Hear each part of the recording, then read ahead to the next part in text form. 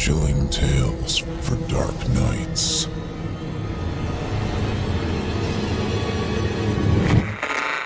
Want to make sure you never miss a Chilling Tales for Dark Nights video again? Be sure to subscribe and hit that bell to turn on notifications. I'm Deputy Carl Hayford, and these are the events of August 28th. The full story, all of it, including what I couldn't put in my official statement. It was a slow night. All of the patients were nice and cozy in their rooms, locked behind reinforced doors and windows that looked out into the shared hallway.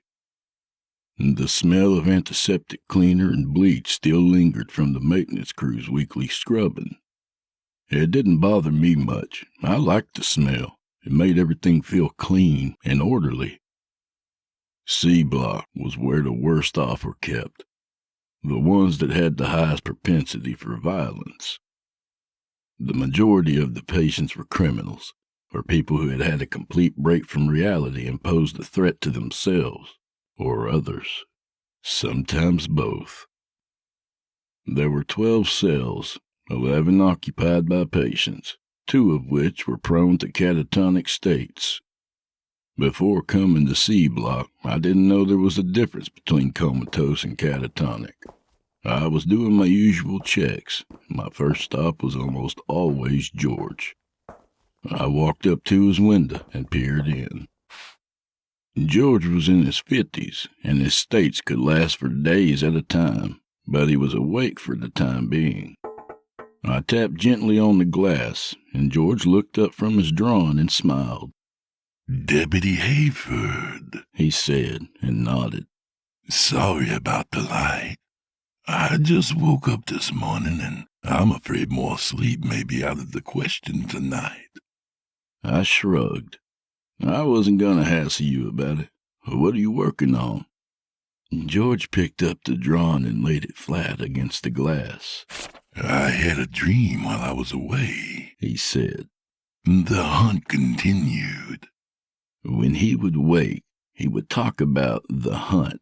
Said it was like some dream place he went to while he had one of his spells. Then he'd draw pictures, trying to capture whatever he'd seen on paper. What kind of traps could take down a large predator, where to shoot to incapacitate a deer, things like that.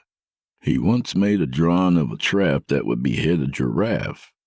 I don't hunt, and I've never seen a giraffe outside of a zoo, but it looked like it could actually work. The newest drawing showed what looked like a man, but reminded me of a beast. His expression was feral and filled with teeth. I nodded to him.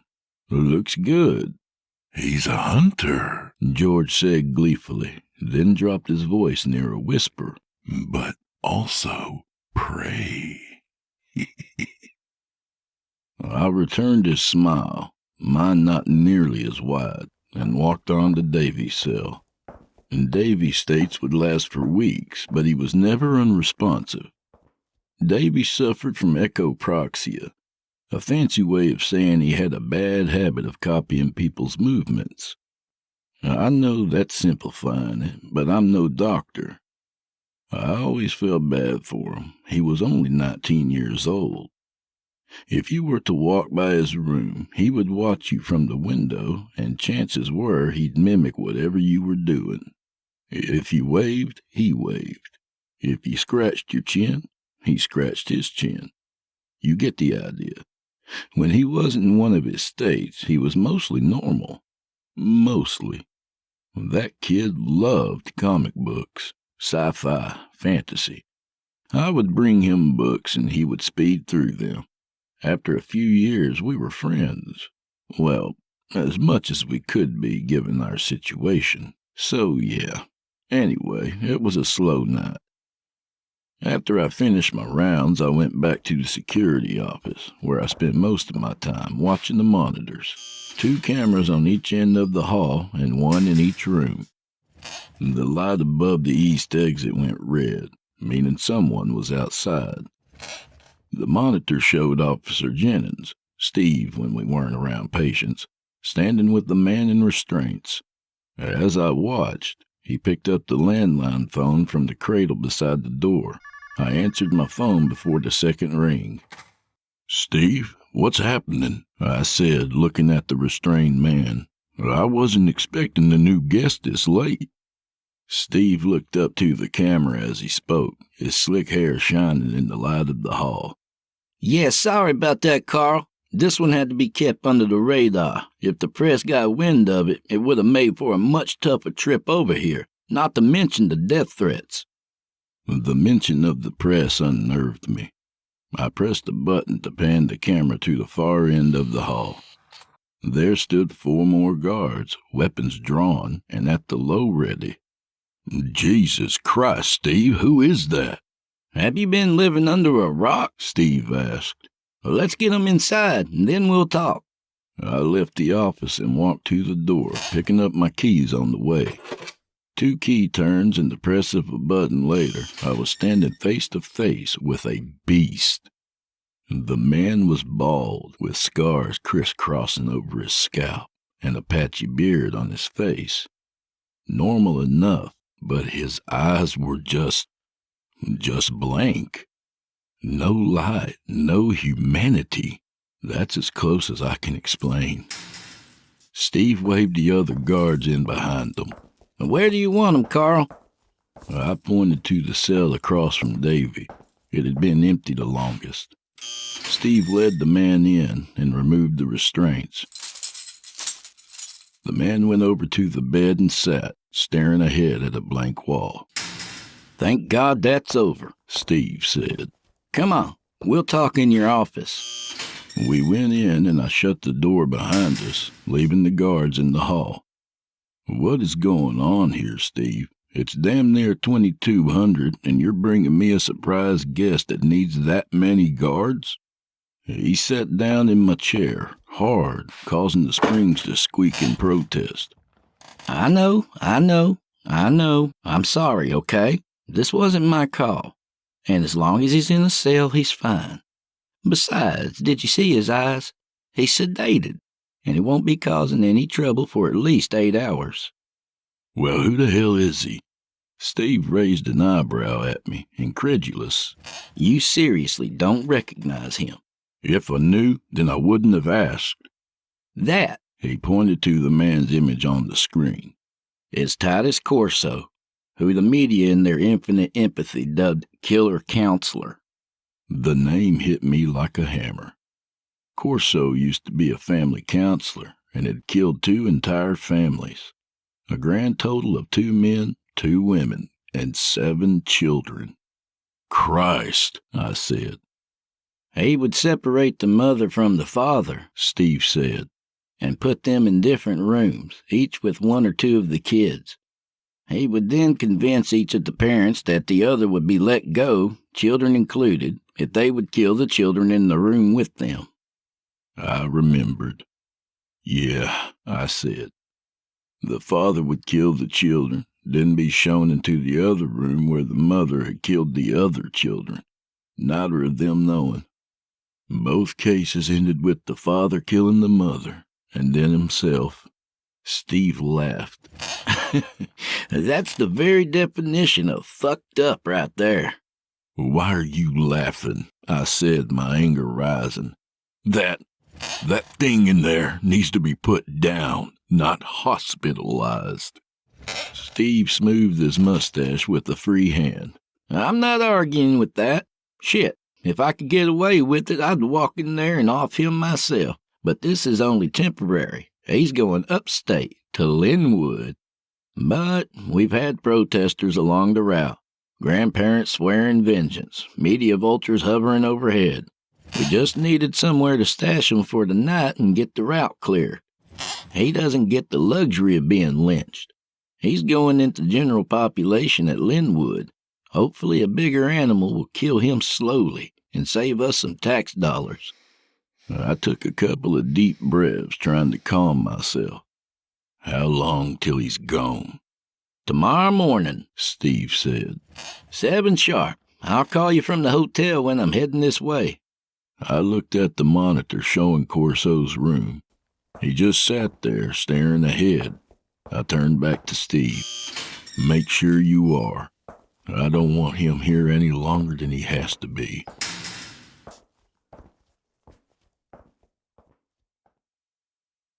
An hour passed, and Corso hadn't moved at all.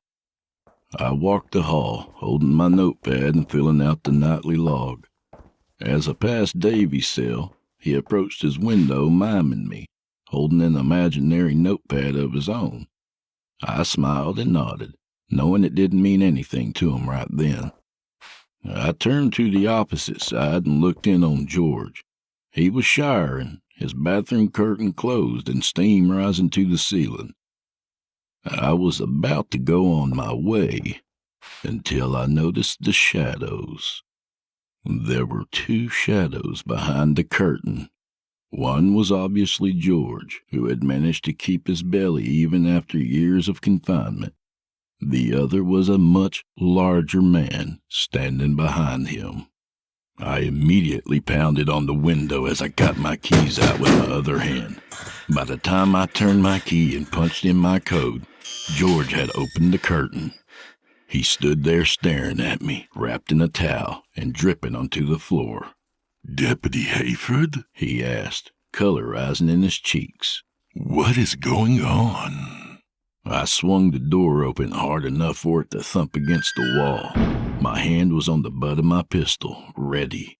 Where is he? I asked, trying to remain calm. There was someone else in here. Where is he? He shook his head. There's no one else here, he said. I've been told I'm crazy, but I'm not blind. I walked around him and pulled the curtain all the way back, bunching it up against the wall. Nothing. It didn't make any sense. I knew what I had seen. George must have noticed my expression. Don't worry, Deputy. Hallucinations happen to the best of us, he said. I averted my eyes from him. No, I guess it was my mistake.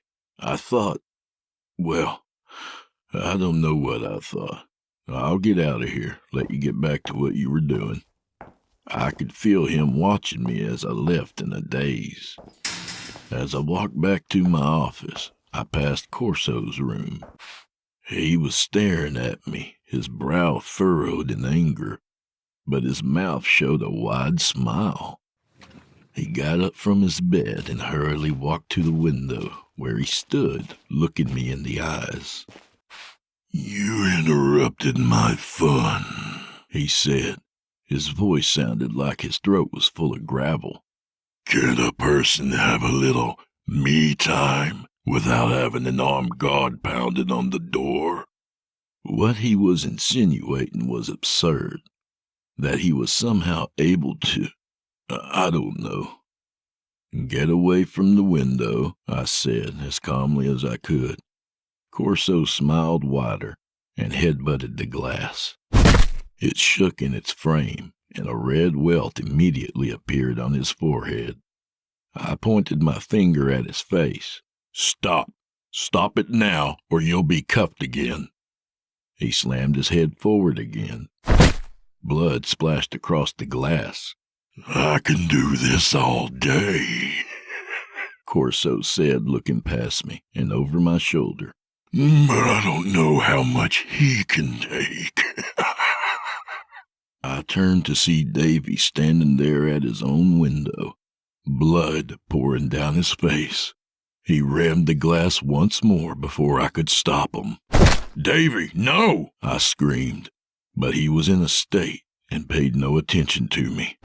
I ran to his door, fumbling for my keys.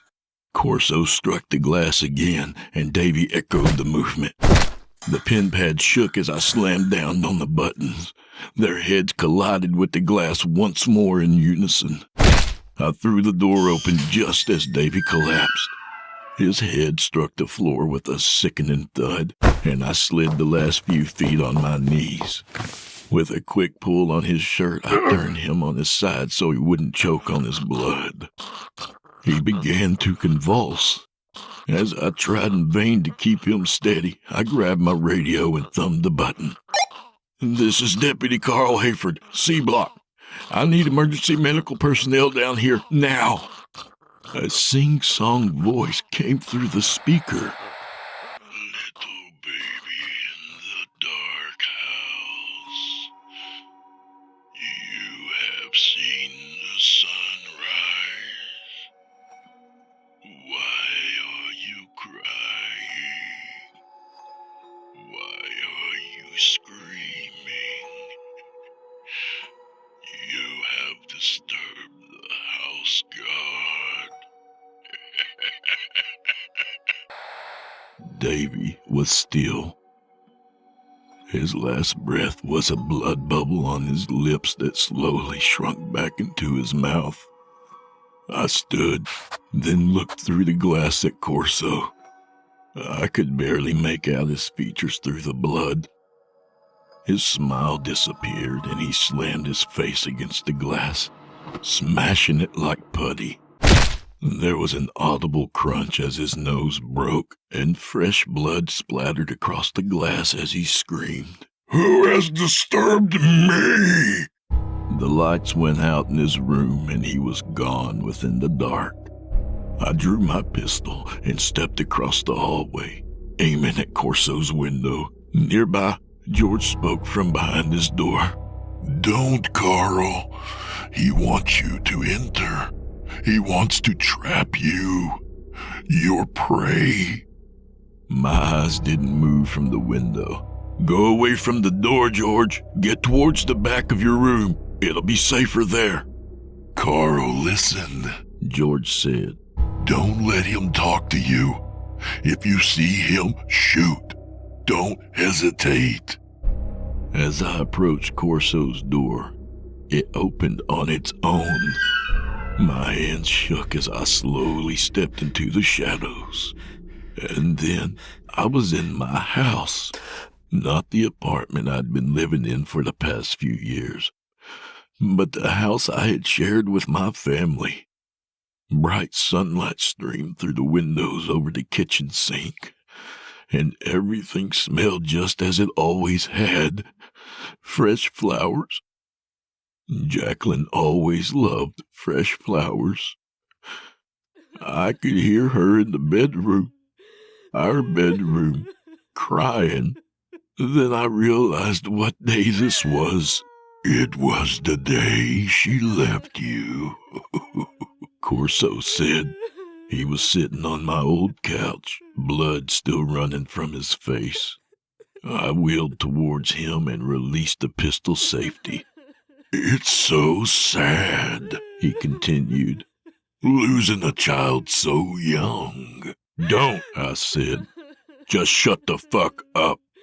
He grabbed one of our throw pillows and used it to wipe his face, leaving a half-clotted mess on the fabric. You know she left because of you, right? Losing the baby was one thing, but you could have had more. But she couldn't live with you. She couldn't deal with your grief. It was stifling. She was choking on your depression like a throat full of black tar. Get up, I screamed. Stand up! I didn't know what to say. What could I do? I didn't even know what was real. Corso picked up a picture frame from the end table and looked at it, then put it back down. How did it feel, Carl? Watching her slip away. You wouldn't even hold her after the funeral. All wrapped up in your grief. That's when she knew. The next year was sticking around out of obligation, out of fear. Fear of what you would do to yourself. I began to cry, crying like I hadn't in years. Why are you crying? Making noises like a drunkard who cannot sit still on his stool. You know what to do, Carl. I raised the pistol. Little baby in the dark house. placed the barrel in my mouth. You have seen the sunrise. My finger was tied on the trigger. I looked to the window to look at the sunlight, to look out at the yard. What had the view been from that window? Was it the garden? I couldn't remember, so there was nothing outside of the window. I couldn't remember, so Corso couldn't know what to project there. As soon as I pulled the pistol from my mouth, he was on me, throwing me to the ground. I rolled through the threshold, then we were grappling on the floor, each of us trying to get a grip on the pistol. Give it to me, He screamed. you miserable piece of shit! Corso swiftly brought his knee up into my groin. Pain bloomed like a fire, and I was immediately sick to my stomach. He dropped like a stone, pushing his elbow into my throat until blackness creeped into the edges of my vision.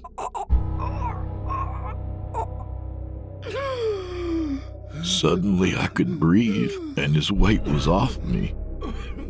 I turned to my side, retching and gasping, and there was George.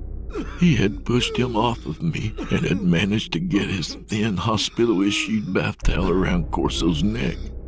I flailed blindly for my pistol. Corso reached behind him, grabbing and pulled him down by the arm. I'm going to fucking kill you. He hissed. I'm going to cherish you with my teeth. I am the house god.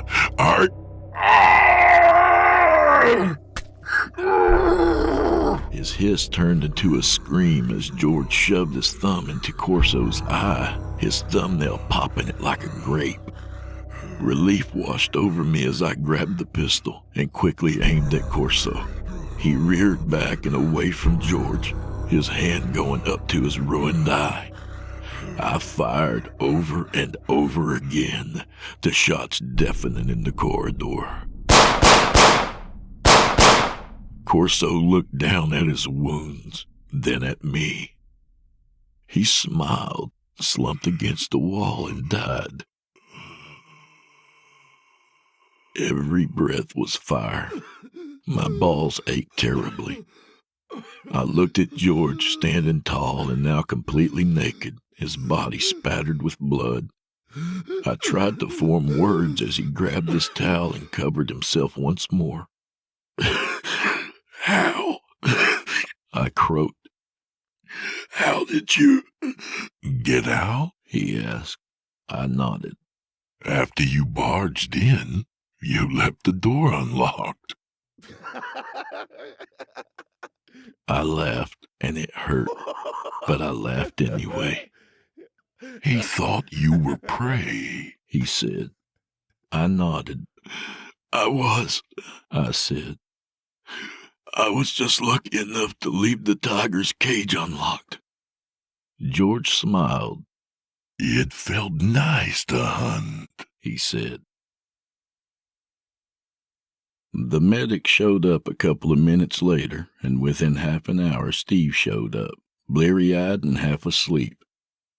I gave my statement, at least the parts that didn't make me look like I belonged in one of C Block's cells. I can't explain what exactly happened or how Corso could do the things he did. Did he really convince those people to murder each other? Or did he force them, like he tried to force me to eat a bullet from my gun? I don't know, just like I don't know why I'm writing this out. 2 nights ago, I woke up in a sweaty tangle of sheets, singing Corso's little song. It happened again last night, and here I am putting all of this on paper, and I'm not sure if it was my idea. I think I have to because I tried to stop and couldn't. Something wants me to write this down. Wants to see its name on the page. Its lullaby spelled out for everyone to read. This whole time, I've been fascinated and afraid of Corso, but I don't think that's who I should have worried about. I've disturbed the house god, and Lord help me, I don't know what to do now. You have disturbed the house god.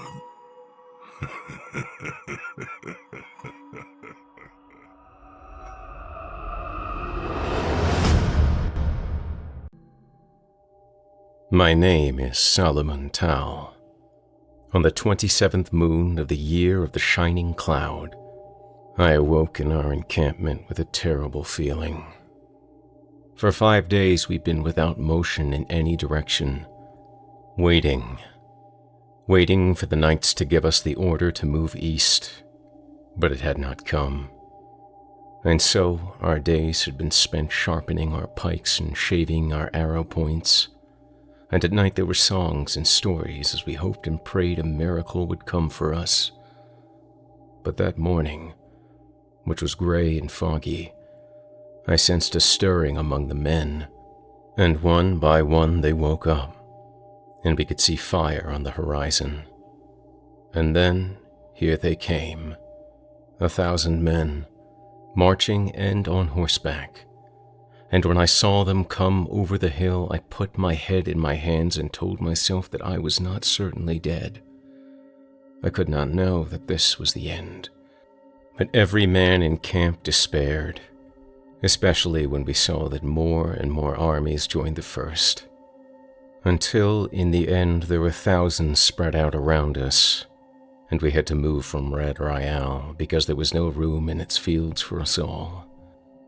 The armies carried themselves with dignity, but the fear was etched in their faces, even on the faces of the knights. Preparations were begun to march, orders were shouted, and we were aligned in columns. It took hours. All fires were crushed, the wagons were loaded with supplies, the tents struck down. Harrick, my only friend, who I now clung to for his bravery so that I would not go mad, told me he guessed our journey overland would only be of a single day. This, he said he could tell by the amount of supplies we left behind for the wolves. One day. That meant we were all headed for the shore. And though we were not prepared to inquire about our destination and no one was telling us anything, our fates were sealed. We started to move at midday, more than 4,000 soldiers moving through the mud. The fog did not let up. Word came to the ranks that more than a dozen men had not moved from camp. They'd simply stayed and asked to be executed. Rumor held that their wishes had been quickly granted. Stieg, a pikeman, told me he had seen it happen.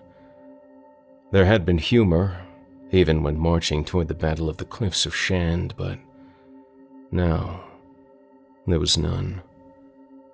For not a single man believed he would live through what we were to face.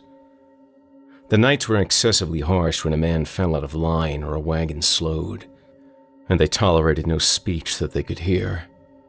They barked and shouted orders, and we followed them, our heads down. Toward the beginning of dusk, I heard a man sobbing to my left, and I turned and I saw a young spearman who had broken down, and yet his step did not slow. And I saw a man who walked forward even as his face had turned a sickly white, gazing forward with eyes as dead as any I had ever seen. It was as if he had accepted his fate so readily that he was willing himself to become hollow. At night, when we expected to rest, we did not rest. Torches were lit and we entered the Enkilid forest. We could see figures, human figures, watching us at a safe distance. These were the woods people, but they may as well have been the angels of death. Later, I would see a man and a woman standing close enough that I could make out their faces by the light of a torch. They had faces like stone idols, without emotion or sympathy. There was no food for us. We walked all night through the cold. What did the nights care, after all, if we starved? I heard men fall, but I didn't look back. By dawn of the next day, I was almost delirious with exhaustion. Just as light came, the order came down for us to slow our movement. We had broken through the woods an hour before, and a quarter of an hour after that, the night suddenly galloped ahead, and we saw the sea. 8 great warships awaited for us. We ceased movement and then began the process of loading the armies onto them. It was more waiting, but now at least we were allowed to rest, and soup and bread came down the lines. Just enough to keep us conscious. The knights sent guards through the assignments and the armies began to separate from each other. There would be sleep on board, we were told. More than anything, I did not want to be separated from Herrick. I stayed close to him. He cursed the disorganization of the knights under his breath, but something was wrong with him. He clutched his stomach as he spoke. It took more than 2 hours of interminable shuffling and shifting to get us onto the boats. It was far colder than it had been the day before. The knights didn't even care about the low murmur that went through the armies. We could see when we got close to them that even though they had been on horseback and not nearly as punished physically, they too were red-eyed and scared. We moved inch by inch across the gangplank, sometimes stopping, and I was less than 20 yards from the mouth of the gateway when something thudded beside me. I looked down and a man had collapsed almost at my feet. It was Herrick. I reached down and so did the man beside me. Herrick's face was locked in a scream, but no sound emerged. He lay on his side, not moving. A guard came through and hovered over him and then pushed me out of the way as I shook Herrick desperately. "He's died," the guard said very softly. "He's died." It had not been an ordinary death. His face told us so. It had been fear. The guard and one of the knights stayed with Herrick while urging us to move. It was Stieg who kept me from collapsing myself, pushing me on. He and I both cried then. We were no longer ashamed, and we were not the only ones. I looked back and saw Herrick being carried back to shore, and he disappeared from my view, blotted out by the soldiers all around me. On the ship, I lay sprawled across the wooden supports, able to sleep only fitfully. More meaningless hours went by as we waited for the boat to leave the shore. It would be the last time we would ever touch our homeland. The men took their places and we were left alone, the knights and guards collecting up on the deck to begin their planning. This would not be a mere attack. It would be an invasion. There were no more warships to come. Every available man had been called to fight this enemy. Without our overseers watching, there was more talk and counsel delivered to the weakest of us, even as most passed out with exhaustion. I remained almost silent. There was more stirring when the cooks came through with more soup, and even meat and sugared tea. That night, I sometimes heard a splash, which I would learn at dawn had been the sound of men throwing themselves from the brig. The freezing water represented a most merciful death. I was aware of 4 of these suicides. These men were unobstructed in their goal. I saw in the middle of the night a long swordsman of my acquaintance staring silently through one of the portholes. I made my way over to him, desperate for human contact, even if it was utterly wordless. He and I exchanged a glance, and nothing more. Our ship was on the far left of the formation of the fleet, and all I could see at first was the open ocean. Within minutes, though, I saw the shape out there on the water, a vessel sailing in the opposite direction, toward Red Ryal. It was a great carrack. The long swordsman, seeing it in real detail before I could, invoked the gods in a bloodless whisper. For there was no one on that ship. It drifted without aim across the water, pushed off from somewhere miles and miles away, and our own boat was now turning away from it, toward the north, in an effort to avoid striking it. It passed close enough that we could hear the creaking of its masts.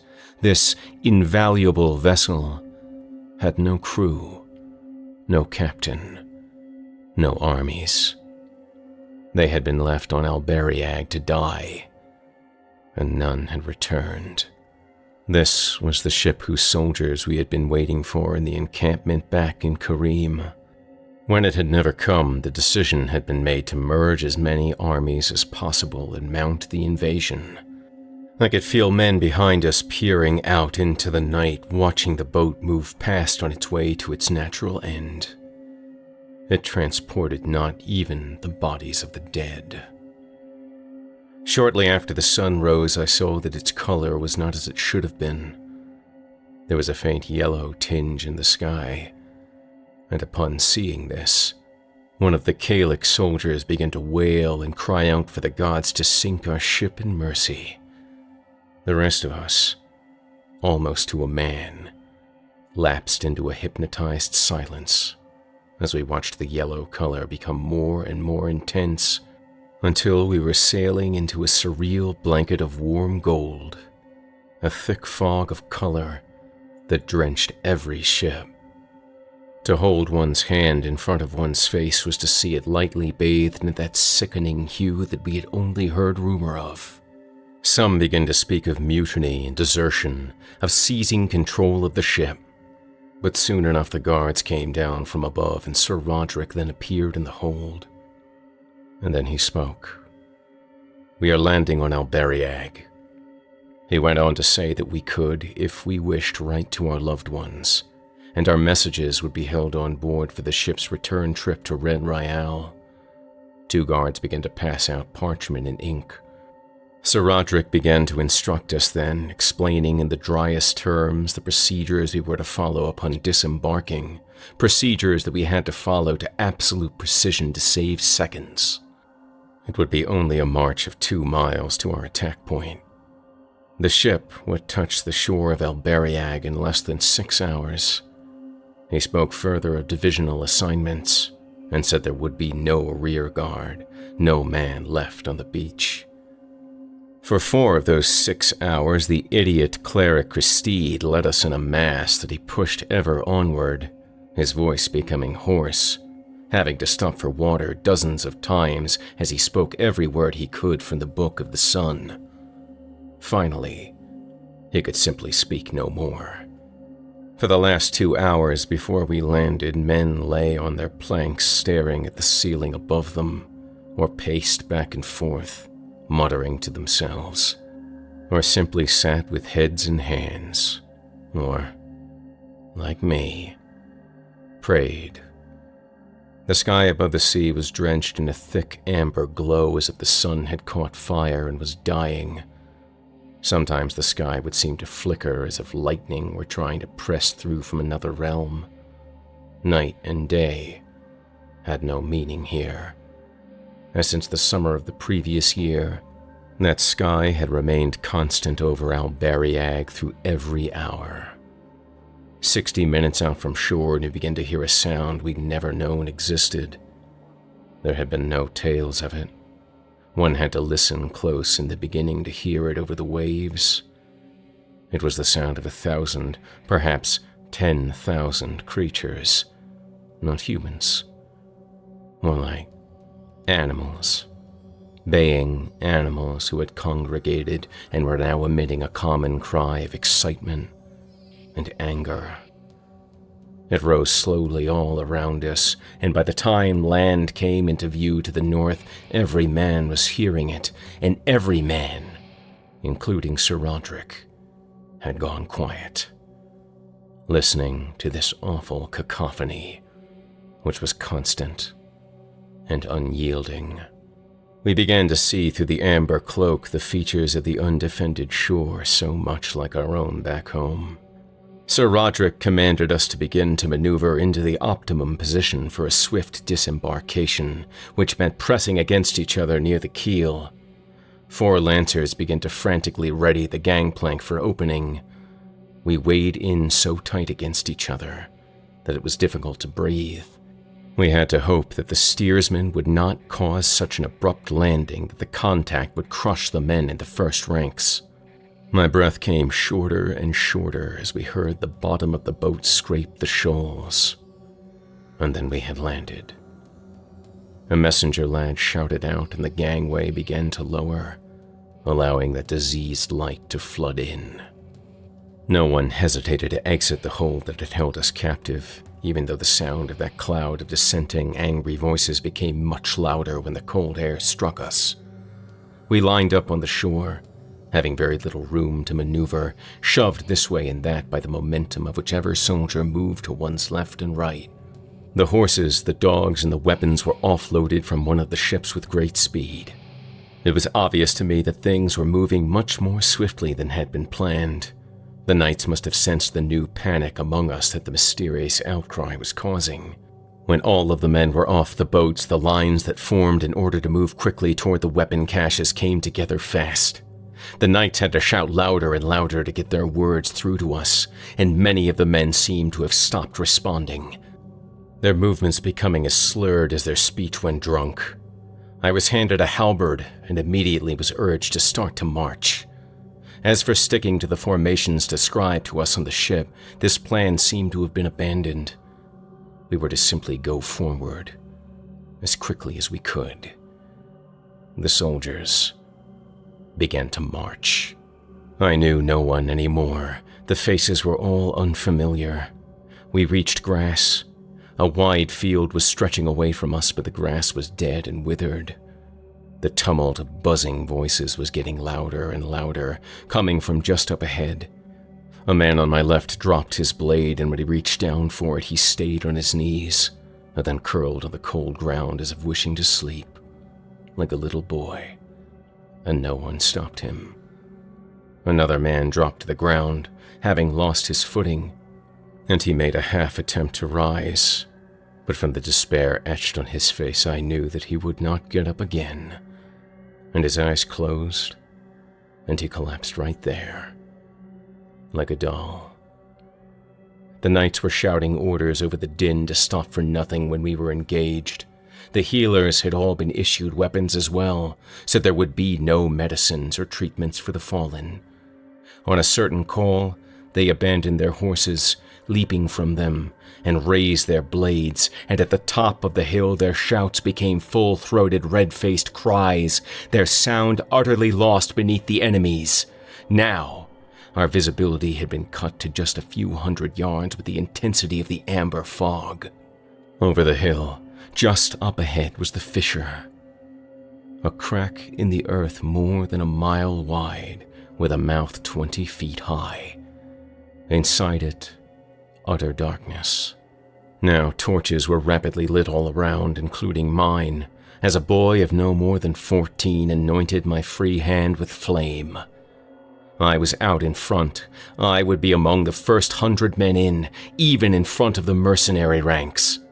The cry was put forth to run, and the knights, the bravest among us, not hesitating from their duty to lead the charge, began to rush forward toward the fissure.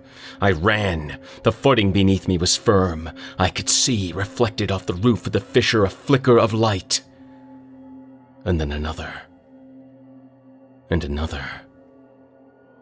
The enemy was emerging, with their own burning torches. We entered the terrible pit as one rampaging, undisciplined mass. I cannot say where the divide truly was between earth and hell, but as soon as my voice gave out and my eardrums began to shake with the force of the enemy's echoing, collective scream, a face appeared in the dark. The face of a being that was not meant for even a single step outside of the abyss. It had once been a man, or something's imagining of one, but there was no clothing on its body, and its bones were only half protected by human flesh. A skeletal beast, 2 feet taller than I, no eyes, and an enormous skull that was hideously bovine.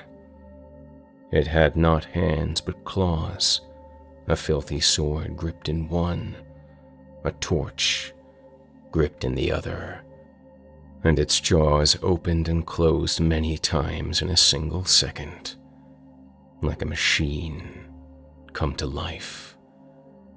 And before I could even raise my own weapon to strike it, thousands upon thousands of like-bodied atrocities became visible far beyond this one, and in the rank and fetid shadows, as their torches broke the darkness, and their counter-invasion began.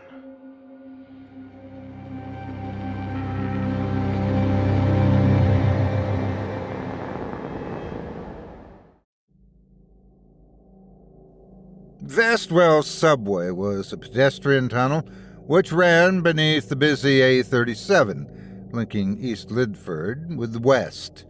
A notorious accident blackspot, few ever chose to use it, preferring to risk life and limb crossing the road above.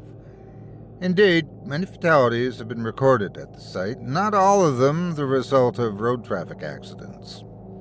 Vestwell Subway also formed part of the initiation into the Steelers, the village's only gang.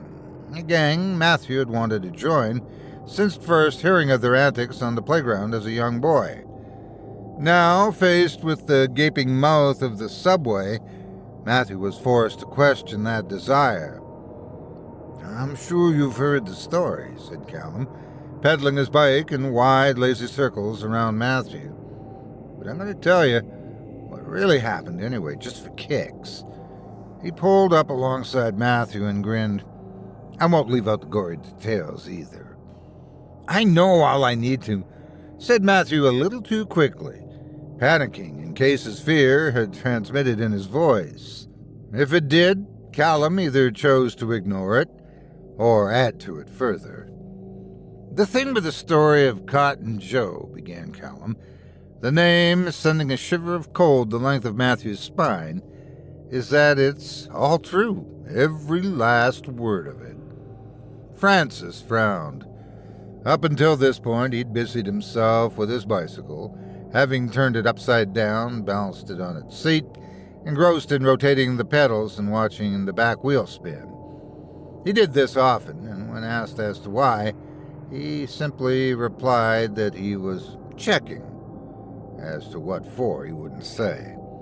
I asked my mom, and she said it weren't. "They all say it weren't," snapped Callum, annoyed at the interference of his lieutenant. "Of course they do. It's all about house prices or something. No one would want to move here if they knew the truth, so they all make it out to be just a story." He fixed his eyes on Matthew, the grin returning to his face. "But it ain't." He resumed his laps, this time slow and meandering. "I heard it said that he was a carpenter's mate, back when they made stuff from wood in the village. Big fella he was, too." Matthew flinched at the curse word. "Some said he was as close as being a giant as you could get. Of course, no one would go near him except for this one young boy. They say he was a bit thick. Cotton-faced, not the boy, and he didn't have many friends, so he and the boy would spend time together, walking in the village and the woodlands over there. East Lidford was just a few farms back then. Of course, this subway wasn't here, but the path was." Callum pulled up alongside Matthew, closer this time. "They found the boy lying there," said Callum, pointing into the depths of the subway, or what was left of him. Of course, as the kid was seen with Cotton Face, he was the only suspect. Had to be him, right? Matthew held his breath. He knew what was coming. This was the part of the story he hated the most, the part which fueled his nightmares and caused his imagination to draw pictures in the shadows.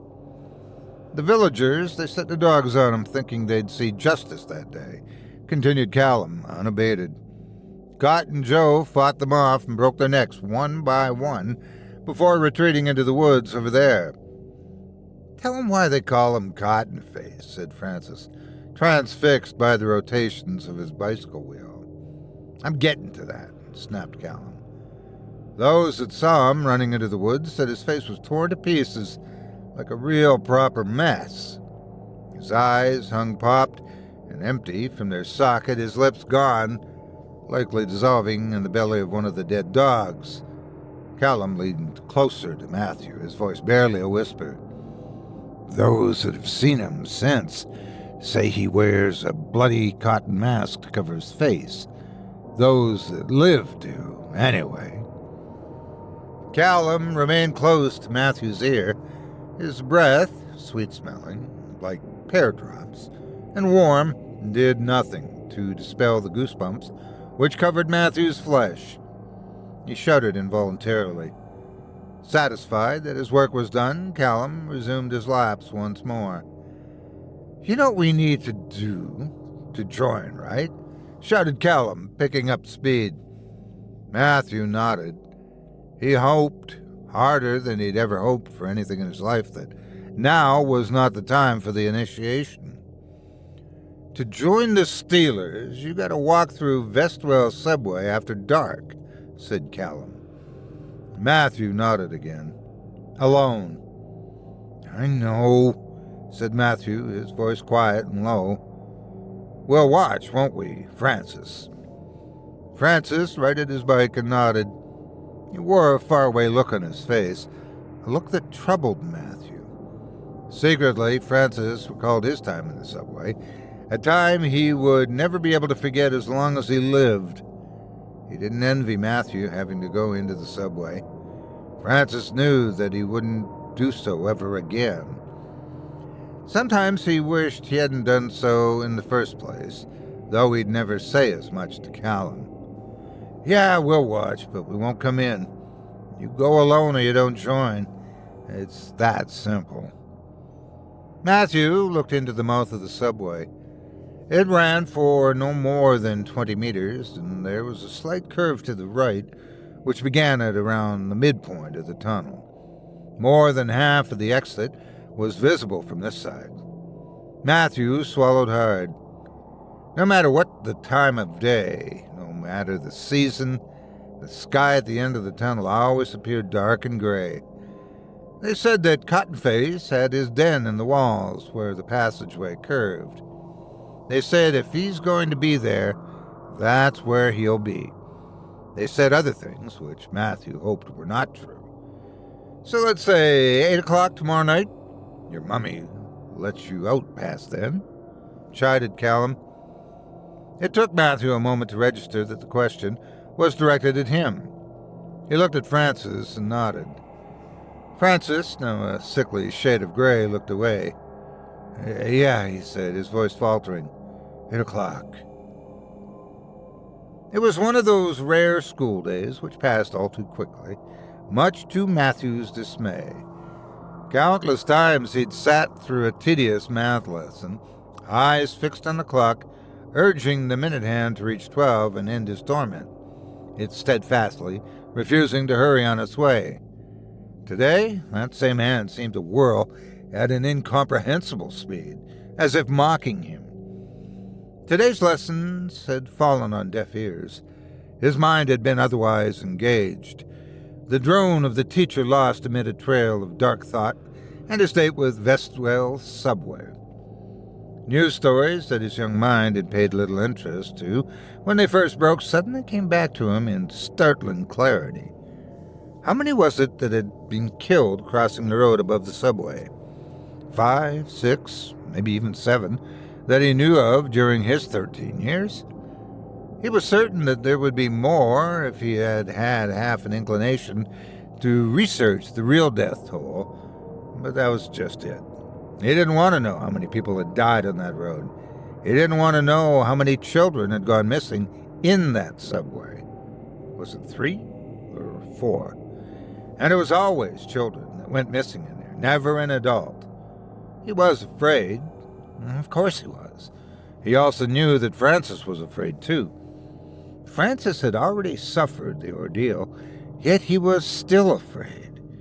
He'd seen that look on his face, one that spoke of persistent nightmares and a reluctance to even look at the subway. Francis's fear added further to Matthew's, yet what could he do? He wanted to join the gang. He had to join the gang. He wanted to be somebody. He was tired of being the short, wimpy kid that everyone picked on. If he made the gang, then those days would be behind him. All he had to do was go into that bloody subway later tonight and say the rhyme that nobody dared mention, not since it was last spoken in the playground that summer day 5 years ago. The same day little Marcy from year 3 went missing. They said she was playing with her older sister by the subway. There they go again with their saying things. Them, the faceless keepers of the truth. They questioned her sister, of course, but she had said nothing of the incident. In fact, she had said nothing at all since. He was sweating now, and still the clock sped towards home time, ignorant of his plight, meaning that tea was just around the corner, and after that, his date with the Steelers and Vestwell subway. He realized that sitting here worrying was making him sweatier. He balled a fist and slammed it onto his desk, startling Tom, who was sitting next to him. Was he going to let the stories get the better of his nerve? After all, they were just stories, right? Cottonface wasn't real. Sure, something bad had happened a long time ago, as bad things tend to happen. To blame it on Cottonface was surely just the village's way of making sense of tragedy. As Matthew began to pack his bag for home, queasy and dry-mouthed, he came to a conclusion. A no-show was unthinkable. He'd probably get beat up for that tomorrow, and the day after. Perhaps the day after that, too. If he didn't turn up, then his chances at becoming a Steeler would be long gone. His dad had been a Steeler. Both uncles, too. No, he had to show up. Until then, it was better to face the evening one step at a time, the same way he intended to take his walk into the subway. 8 p.m., Vestwell subway. They were all here, the entire gang out in full force, and there were more members than Matthew had at first thought. He saw faces he recognized: Big Allen, Tim Tootley, Mark Worrell from Barming Comprehensive, and faces he didn't. Whenever Matthew had seen them gathered before, there was usually lots of quick-fire banter between the boys. Tonight they were dead silent. They flanked the sides of the path leading into the maw of the subway, their faces stolid. Callum stood in the entrance, his back to Matthew. "Didn't think you were going to show," remarked Callum, checking his watch. "I'm early," replied Matthew. "Of course I'd show. You know how much I want to join." Callum turned to face his latest initiate. "Then you know what to do." He stepped aside, clearing the entrance, presenting it to Matthew as a ringmaster might clear the stage to allow for the next act. Matthew took a deep breath and began the slow march toward the mouth of the subway. The strip lighting was on, meaning that he had a clear view of the interior of the passage, but the exit on the other side was shrouded in darkness. He paused at the entrance. His heart thumped in his chest. "Remember, all the way through so as we can't see you. Then coming back, you say it," hissed Callum as Matthew passed by. "You don't say the rhyme, you don't get in." Matthew nodded and stepped into the subway. As he passed inside, his ears felt as though his head had been suddenly submerged in water. His hearing became distorted, his footsteps impossibly loud, his heartbeat deafening. He turned to look back at the members of the club, more to reassure himself that they were still behind him than anything else. He hoped his expression did not betray his fear. They looked on, silent and grave.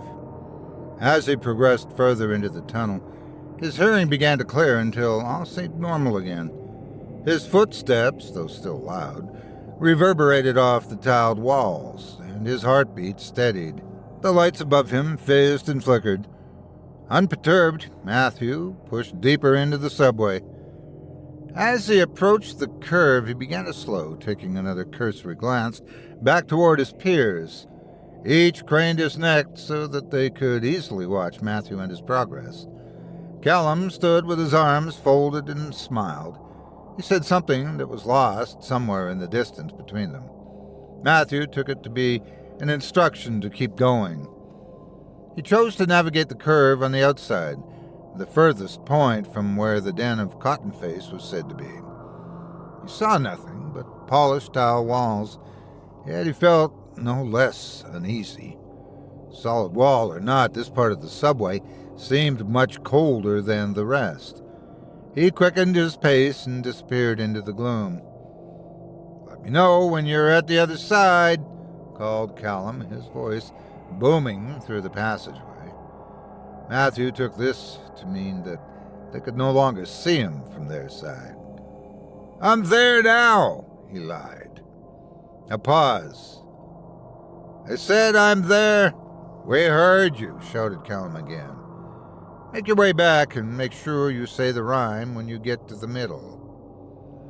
Matthew did not respond. He'd never been on this side of the road before. He saw nothing in front of him but thick forest and a narrow, pebbled footpath. "Yeah?" came Callum's voice, annoyed. "Yeah," replied Matthew, his voice wavering. The return leg of the journey was the part that he had dreaded the most. Some said the rhyme summoned Cottonface. And that was what had happened to little Marcy that day. Their playful game had summoned the demon from their playground stories, and he'd taken her with him back to hell. "Today," called Callum, his tone impatient. Matthew started back and gingerly approached the curve of the tunnel. The suspected den of Cottonface now lay immediately to his left. The Steelers had abandoned their positions and had gathered at the mouth of the subway so that they had a better view. They glared at Matthew expectantly. He stopped in the center of the tunnel and began to recite the rhyme. It was a rhyme all the children in the village knew well, having learned it on the schoolyard at an early age.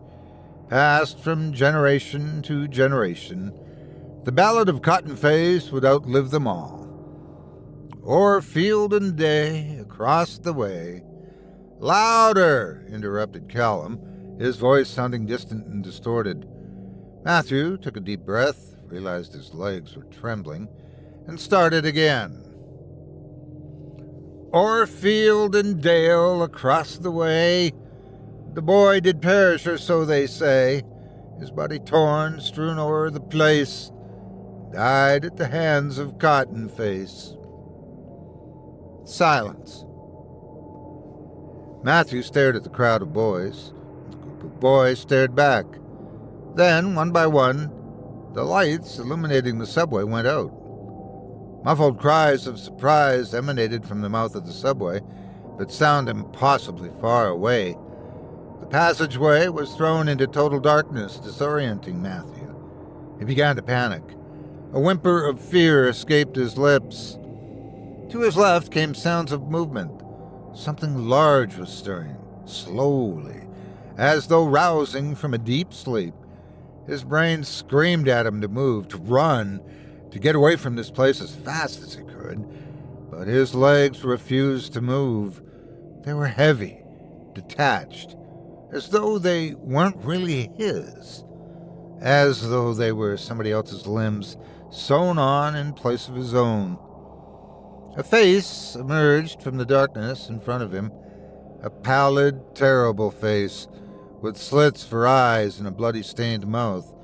The stench of sewage filled the subway, fetid and damp. It coated his teeth and seeped into his lungs. Matthew, coughing violently, backed away from the face, suppressing the urge to throw up. His senses swam. He felt as though he was moving through treacle. The creature with the terrible face stood upright before him and hissed, its girth preventing him from passing. He could just about make out the panicked shout of the stealers, impossibly far away, unwilling or unable to help. Cotton-Face stared at the boy through the slits of his mask. The boy stared back.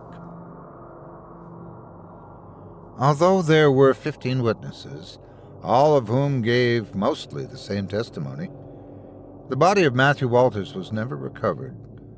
Not for the first time, nor sadly the last.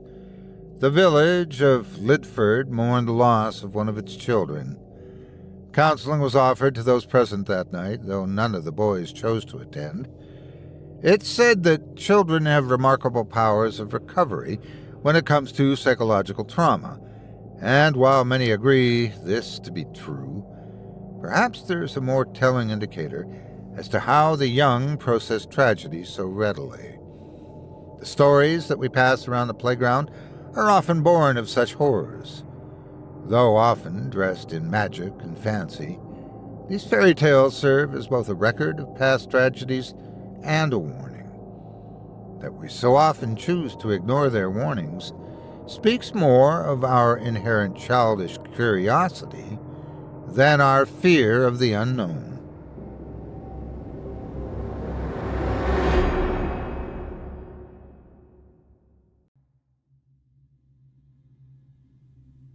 Part 1. The Wallachian. Cheka Castle, Hungary, 25 May, 1605. Blood dripped from the Wallachian's blade like macabre gemstones of garnet and ruby shimmering in the sunlight. His preternatural hearing alerted him to the charge of a Hayaduk raider from behind. He twirled, guiding his blade to the other mercenary's throat as he crouched. Blood spurted as the life began draining from the attacker's eyes. The Wallachian thrived in these moments. He was a predator, and the invading human scum his prey. He drank from what he spilled, savoring the fear that came as each victim realized their own mortality. He stood and looked to the west, seeing a noble figure atop her horse who was looking down on the peasants fighting and dying below her. If only she knew what he was and her true place in the food chain. Lifting his sword in salute, he licked the crimson blood from the cold steel, wondering if the legs of the Countess were quivering beneath her skirts. He smiled before going back to the slaughter. After the battle, the Wallachian made his way to the Countess's tent, where she held court away from the safety of Castle Leka. Unannounced, he boldly stepped past the guards and brazenly presented himself to his benefactor. He bowed as she rose at the imposition. "My lady, your lands are safe for another night." He grinned as she shuddered at the sound of his voice. "Mercenary," Elizabeth Bathory said flatly. "to what do I owe the impertinence?" He poured himself a glass of wine and took a seat, draping a leg across the arm of the chair. He appraised her and waited for her to fly into a rage or, as he was used to, surrender to him. Instead, she stared directly into his eyes, holding his gaze with an intensity no other woman had challenged him with. His lips turned up in a scoundrel's grin. "You surprise me, lady."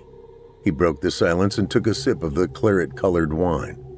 "Most noble ladies would have screamed for their guards by now, or dropped to their knees." He took another sip. "Or to their backs." Elizabeth stepped from behind her field desk, grabbed the pitcher of wine, and walked with an exaggerated sway of her hips up to her uncouth mercenary. "And why would I do either when I don't know who I'm dealing with?" She refilled his glass. "I am but a humble mercenary hired to do my lady's bidding." His eyes watched her with the attentiveness of one predator sizing up another. She chuckled as she set the pitcher down and placed a hand on his shoulder. "And what humble mercenary would dare to wear the medallion of the Society of the Dragonists?" She slid her hand down his chest, running her fingers over the gold cross pin there, a dragon eating its own tail dangling from it. She leaned close, her breath caressing his neck as she spoke. "I hope you didn't kill someone I know to get it." No, my membership is a birthright. I have been the sometime voivode of Wallachia. He smiled and placed his hand on hers. The touch shocked him as her emotions flooded into him without any effort on his part. The last human capable of initiating this sort of telepathic connection had died 1,000 years past. His kind, the few who were left, thought humans had lost the ability. He smiled at finding such a rare delicacy. She threw her head back and laughed. I am truly honored. She moved in front of him and curtsied. To be entertaining the corpse of Vlad Tepes. He put his glass of wine down and pulled her into his lap, not breaking the touch as he pushed his emotions into her and stared into her eyes. They were wide, surprised by the sudden sensations of his hunger and passion. Elizabeth recovered her senses and wrapped her arms around his neck. So, what do I call you, my Wallachian mercenary? I have adopted many names, and not all in your tongue. Zeke, Radu, Vlad. But you may call me Dracul. My people named me after the dragon. Dracul. I like the way it feels on my lips. She whispered before leaning in and tracing his ear with her tongue. The sensation had the same effect on him as his battlefield teasing had on her. His hands slid up into her hair, pulling her face away from his neck so he could kiss her passionately. He stood, lifting her and carrying her to her bed where he laid her. He stripped before descending upon her, liberating her from the confines of her bodice. Dracul had not experienced sex like this since he had last mated with one of his own kind. Humans did not yield, but needed to be seduced. They trained their women to ignore their desires, forcing them into unobtainable lives of chastity and virtue. But not the Countess. The beast that slept within her could not be inhibited. It had been too long since a mate made him feel hunted, and it made him want to feast upon her. Yet she was a noble and would be missed, so he would feed later. Pain drew him back to the present. Elizabeth's fingernails were digging into his back. He could feel his ichor oozing from the shallow wounds as she came before him. He paused and looked at her as she descended from orgasmic heights. He watched in fascination as she drew a finger into her mouth, a finger with the smallest amount of his blood. She cried in ecstasy as her eyes widened, pupils dilating as the secrets of the ancients were revealed to her. He came as she lost consciousness. He dressed, his eyes not leaving her nude form as she slept. Her mind was then overloaded with the knowledge of his kind. Her human brain was incapable of handling it, but in time, she might be worthy of more from him. He would keep watch on her from afar. But for tonight, he needed to feed. Part 2. The Three Serpents Pub, Hungary, 31 October, 1608. A mist covered the road between the villages ruled by Castle Cheka as Janos Skorzen brought his sister home from the castle for the final time. He considered using the horsewhip, but the putrid stench and malignant taste of the fog caused his broken nag to pull harder and seek a haven for the night. The lamps lit to pierce darkness could do nothing against the obscuring vapor. Deprived of his sight, the thumps of Magdalena's lifeless body in the simple pine coffin conjured images of her withered corpse, white from being drained of all blood. "Blood-drinking bitch!" Janos spat as he cursed the absent countess who treated her peasants as slaves, peasants like him and Magdalena. Despite his defiant tone, the hair on the back of his neck stood on end, his flesh prickled, and every sense heightened since entering the mist. The nag calmed as the haze lightened and the air became less foul. Ahead, an obstinate light glowed as it fought back the darkness. "I don't remember passing anything on the way to the castle," he told the nag, who responded by pulling her cargo toward the light. "Let's hope they're friendly to travelers." The fog thinned and the welcoming glow of a wayside pub took shape out of the darkness. As they neared, Janos could make out the tavern sign swing in the still air. The words Harum Kigo Kochma were carved in a neat script he could not read. Above them was a shield decorated with 3 coiled serpents in front of 5 undulating blue lines against a white backdrop. He hitched his nag and she drank from the water trough as he sought drink of his own. Shadows fell across dingy walls and danced with the flickering flames from the fireplace.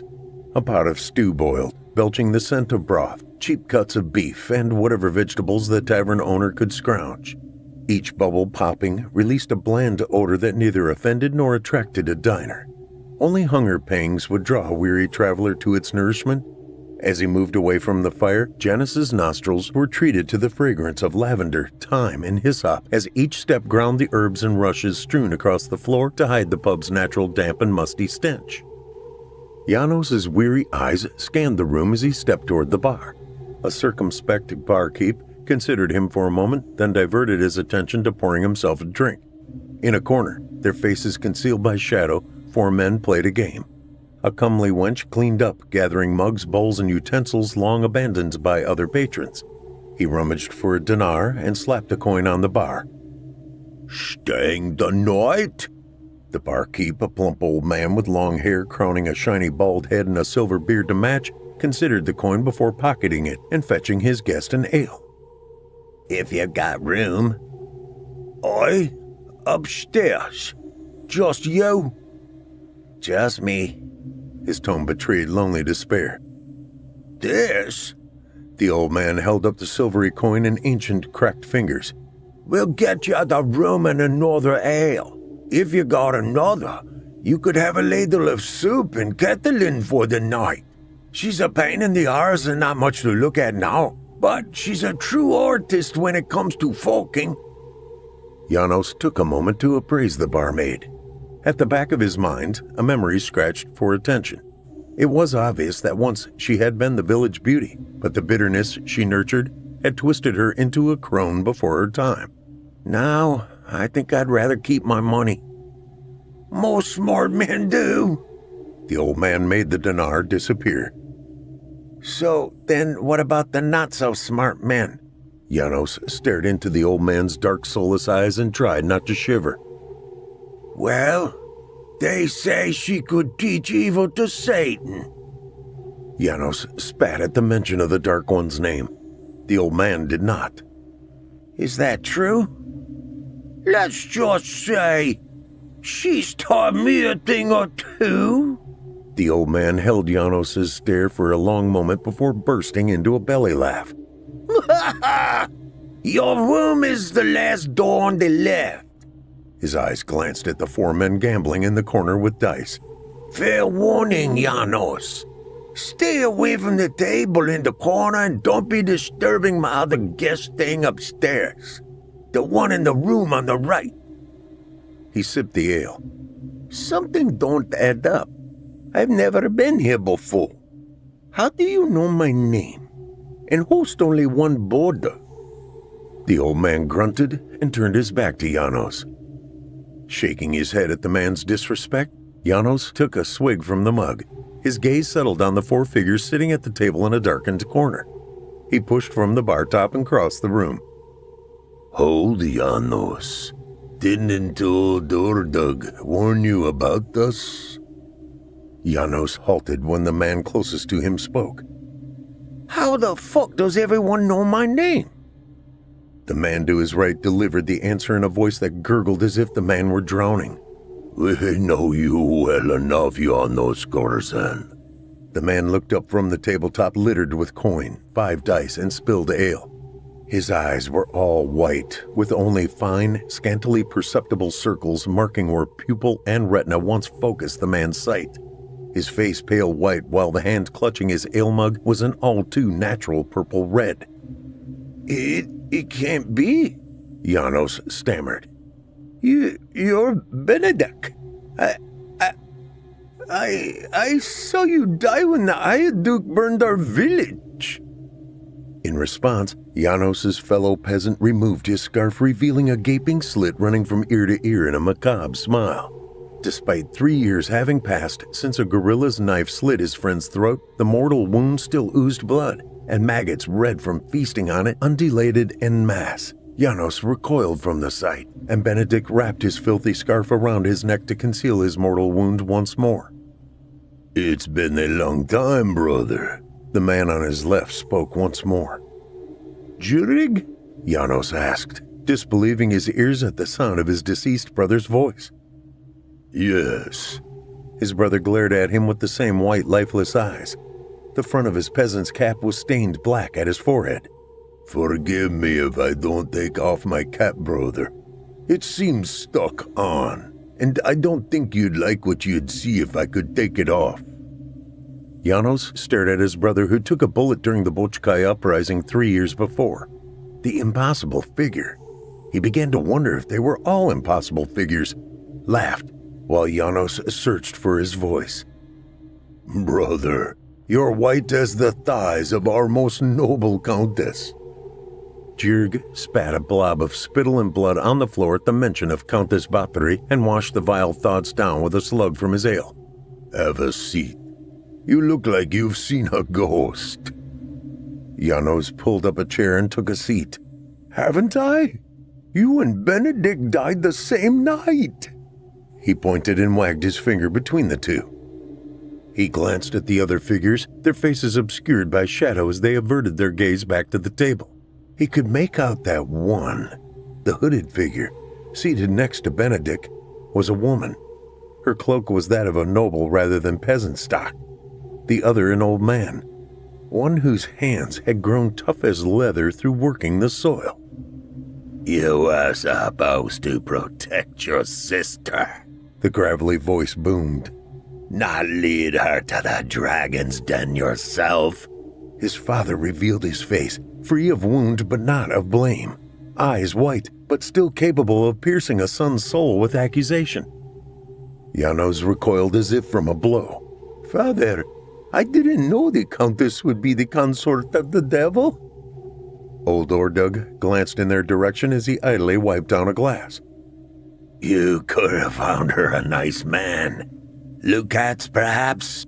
His father's white eyes were more piercing in death than life. Free now to see the things sons hide from their fathers. Free to judge. No, you thought it better to ship her off to serve the dragon's whore. The words hit harder than his father's hand ever did. What say you, noble bitch? He spat as he retreated from his father's venom. Pale feminine hands that never saw a day of labor emerged from below the table. They moved with a cold lethargy to the bow holding the cloak shut. With a gentle tug, the bow slipped apart, and as if removed by an unseen lover's hand, the cloak slid from her shoulders, revealing her naked form as she stood. Janos fell backward from his seat, crashing to the ground. An expression of horror spread across his face. He froze, unable to avert his eyes as she advanced upon him. In life, she had been beautiful, but in death, her smile was a putrid slash from ear to ear where her blood had drained. Her lips sewn shut so her gurgling screams would not disturb her mistress's bathing.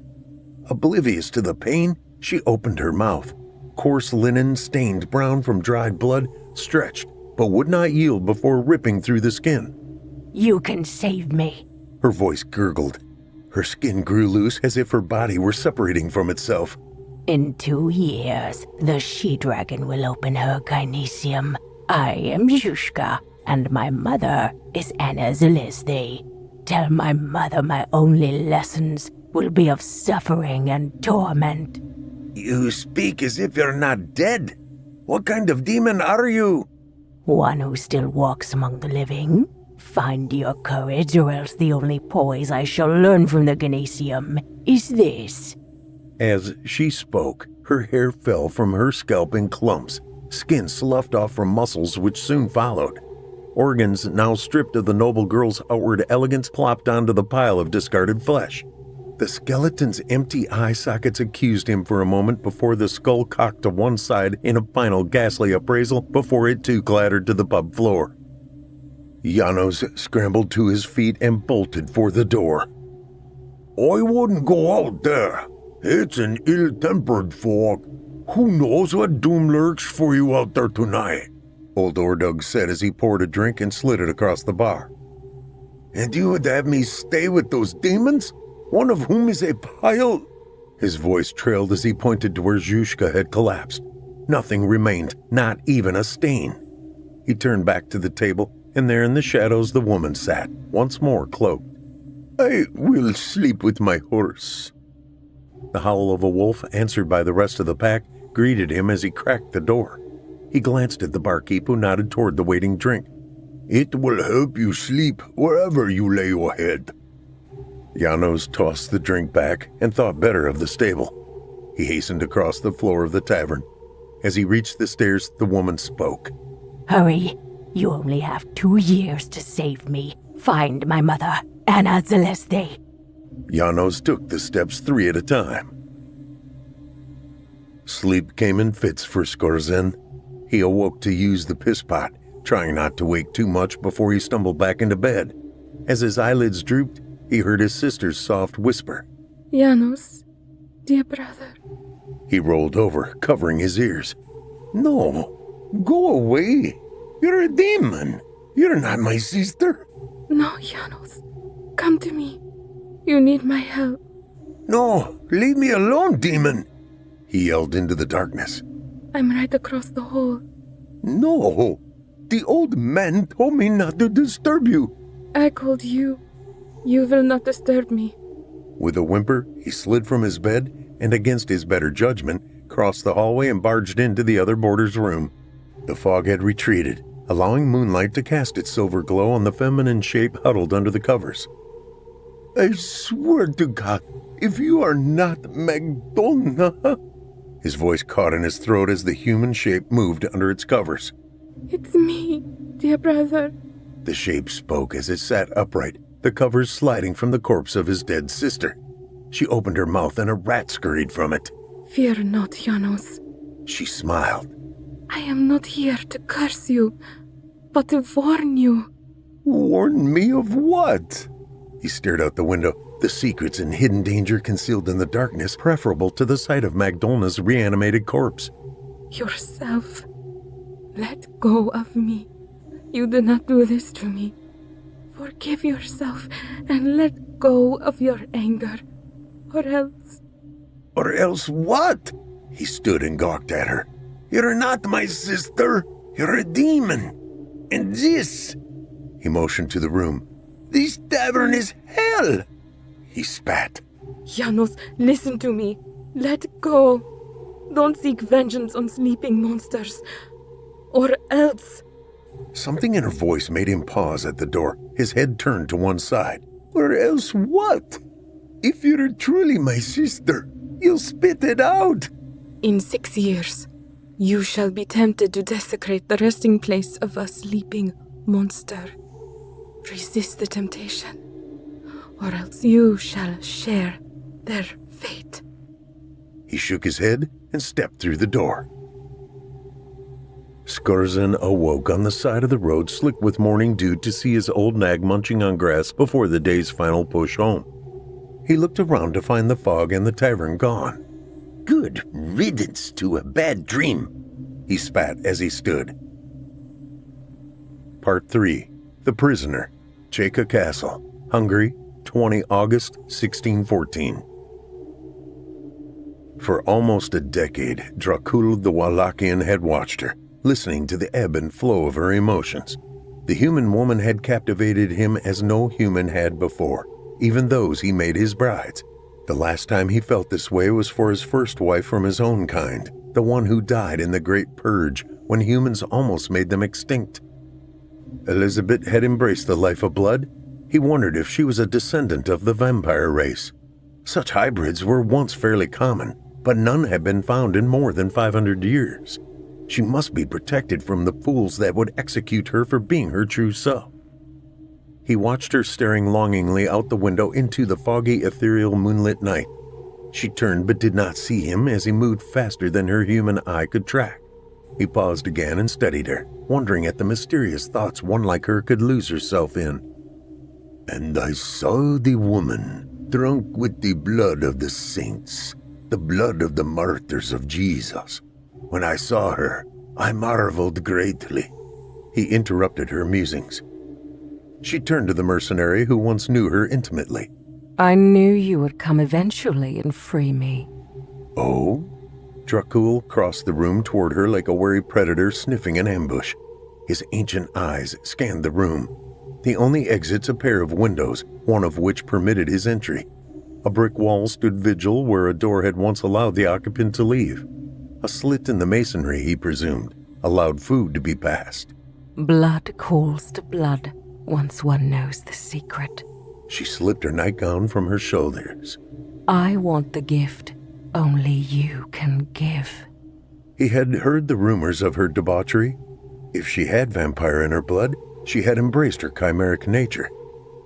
He smiled to reveal sharp teeth, his canines longer than usual. Yes, Countess. I have observed you for several seasons. I have heard your siren call, Elizabeth. He stepped close and admired her. That night, inner tent 9 years earlier had invaded his thoughts whenever he enjoyed another woman. He rested his cold hands on her shoulders, compelled not by my seductions, but by your own desire. Interesting. His breath caressed her exposed flesh as he slid his hands down to hers. But I'm not interested in this. His fingers crossed her naked hip. Tell me about the first time you fed. Did you not question your humanity? A laugh escaped her lips. What is humanity? She crouched to retrieve her nightgown. I used to believe some of us were better, but we're not. We're just animals. Savage creatures vying to dominate. Dracul took her hand and led her to the narrow window, for the fog had cleared and exposed the firelights of a distant village. That was her village, was it not? Yes. I promised her family a better life as my maid. She was their youngest daughter. The long war stole her marriage prospects, as much as they were. She released his hand and leaned out the window. They're not like us. The peasants are chattel, no different than cattle and swine. They feed us. Civilization allows us to pretend we're more. When I drank from her still beating heart as I bathed naked in her life, I knew the truth of what I am. How do you know I am one of your kind? I am merely a hired soldier, not even a lowly lieutenant in your army. His cold hands massaged her shoulders. Predators can smell each other. He watched her blood pulse through her veins as her heart began to race. Do you choose this unlife? Do you take my gift without reservation? Yes. Then, my most beloved bride, you shall be reborn at that jade. There we shall be reunited. I shall take you home to meet your sister wives. He paused a moment, pricking his finger on his own tooth before sinking his teeth into her neck. Her blood flooded his mouth. She was a crossbreed. He could taste the blood of an ancient vampire bloodline mingled with human blood.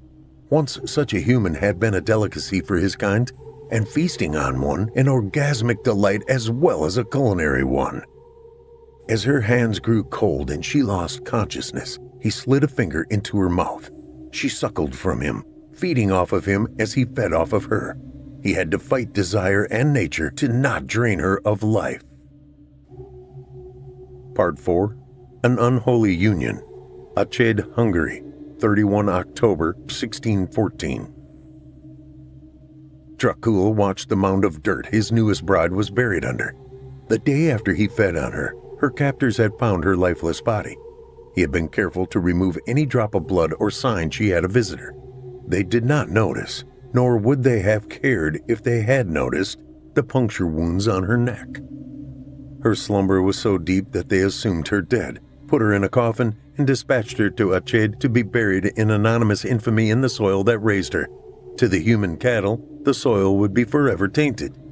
To him, it was sacred. When the peasant transporting her stopped for the night, he swapped her body with the corpse of a whore he had fed on. Bringing her into the shadow of the castle she grew up in, he buried her and stood watch while she evolved from hybrid to vampire. The dirt, once almost black but now a barren beige, turned hard and cracked. The door opened, spilling sunlight over the mound. He turned toward his wives as they entered. Boudica, Olympias, your sister is about to awaken. They sidled up to their husband. I can't wait to meet the Blood Countess. Olympias said as she slid into his lap. She should have fed upon men. Boudica added as she began rubbing Dracula's shoulders. Their fear is so much more delicious, since all they have to fear is death. The sting of it coming at the hands of a woman adds a nice aftertaste. Also, my lord, what is it about this countess that has you so distracted this last decade? Olympias asked. I rule the civilized world of Macedonia, but she's barely nobility. Now, jealousy doesn't suit you, Dracul said, still focused on the mound. Still, it hasn't escaped us that even when you're with us, your thoughts are with her. What makes her different? Boudica asked. She ruled men when those around her were insufficient. Then, when she proved as vicious as them and not the paragon of soft virtue, they exiled her. Olympias, how many enemies did your husband Philip murder outside the battle? And yet, when you ascended after your son's death, I helped you survive the stoning at the hands of those you had wronged. Dracul paused. If only Cassander knew, you received immortality instead. The way Olympias clenched her fists did not escape Dracul's notice, nor did the way the memory of the stones that pummeled her to near death flashed in her eyes. He could still feel her impotent rage at the broken promise to let her live, the injustice of surrendering to a man whose army she had once crushed. His attention turned to Boudica. And you, my love, we saved your daughters, allowing them happiness in an anonymous life away from conflict on an Emerald Isle. Your slumbering death allowed you to escape the ire of Rome when you had the audacity to make the invaders reconsider their annexation of Britannia. He placed his hand on hers, his connection not as strong as it was with Elizabeth. Boudica looked away, her fair skin reddening and her sapphire eyes filling with sadness. I have outlived all my kin. Sometimes I wonder if death wouldn't have been preferable. A smile ghosted across her lips.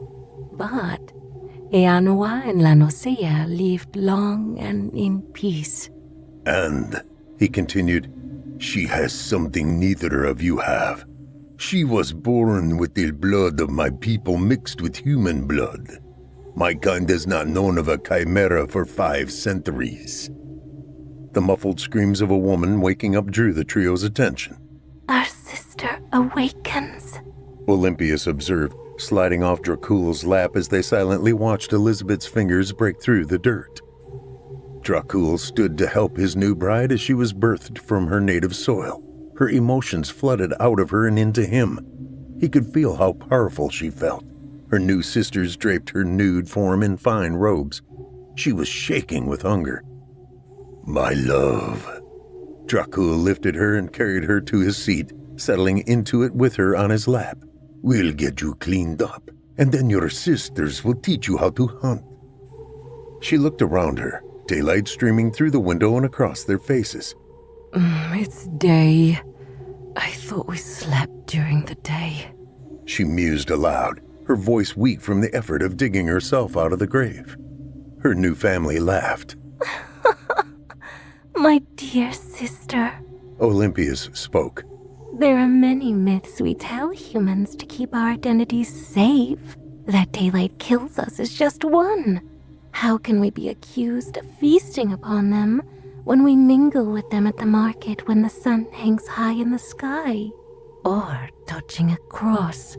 Boudica added as she slid a titillating hand down Dracul's chest, caressing the cross of his Society of the Dragonist's medallion. But not all myths are false, Dracul said, his shoulders slumping from the weight of memory. Silver is poisonous to our blood, which is why we told humans we cannot see our reflection, so that they would fashion the vile metal into mirrors instead of weapons. And our hearts are weak.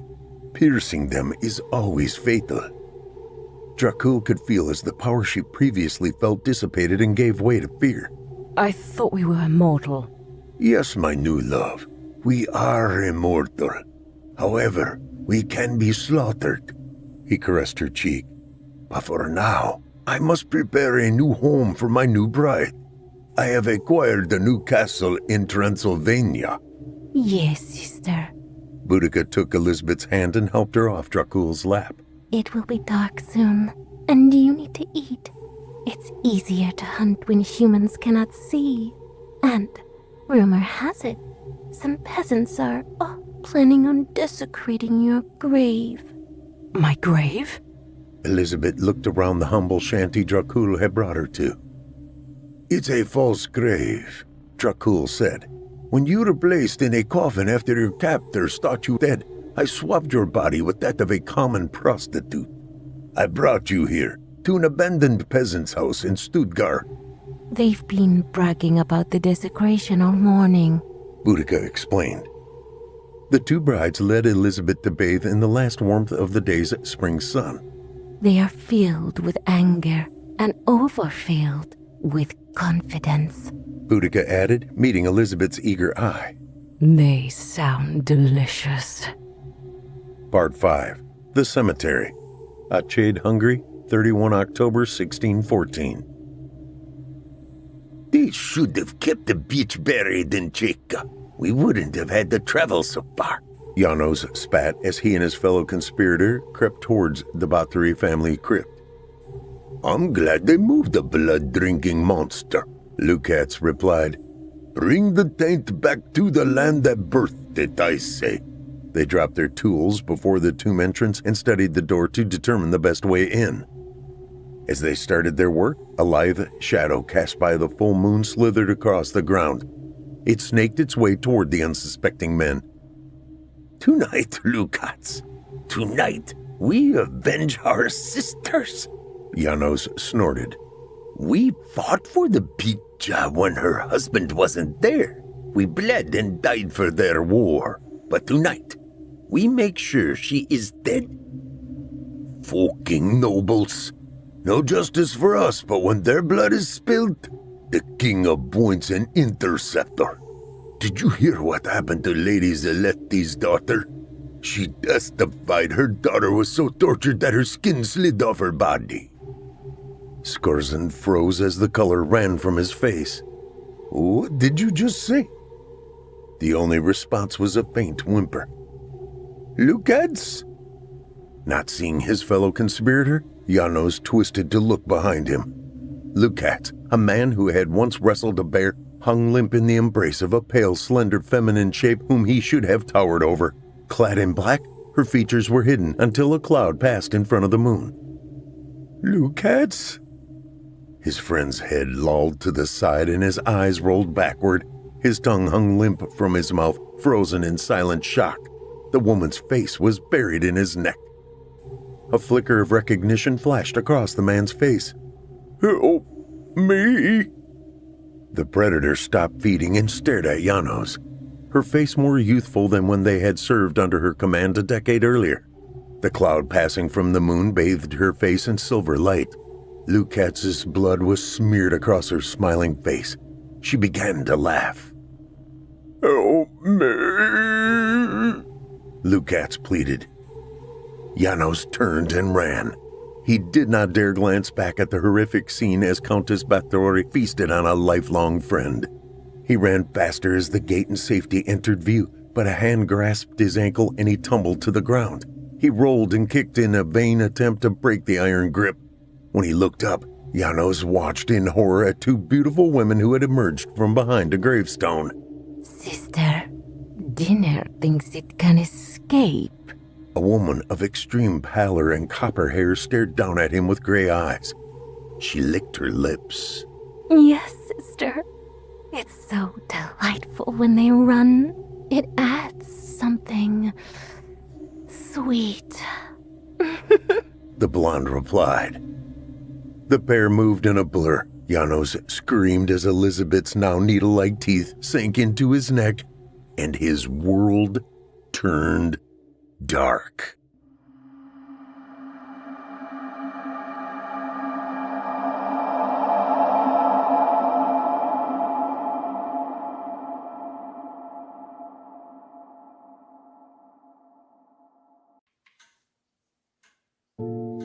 The purpose of these meetings is to determine if you're mentally fit to stand trial for the murder of Courtney Waugh. Do you understand? The suspect shifted his gaze rapidly from one part of Dr. Barnabas Vogel's office to another. His eyes never rested on any one detail for more than a second or two. In truth, the room was very plain, decorated only with diplomas, a freestanding coat rack holding a charcoal fedora and a matching overcoat, and a few personal keepsakes on the desk that took up its center. Despite the unremarkable nature of Dr. Vogel's office, the suspect seemed overwhelmed by it, as if he were a third-world farmer suddenly dropped off on the Vegas Strip.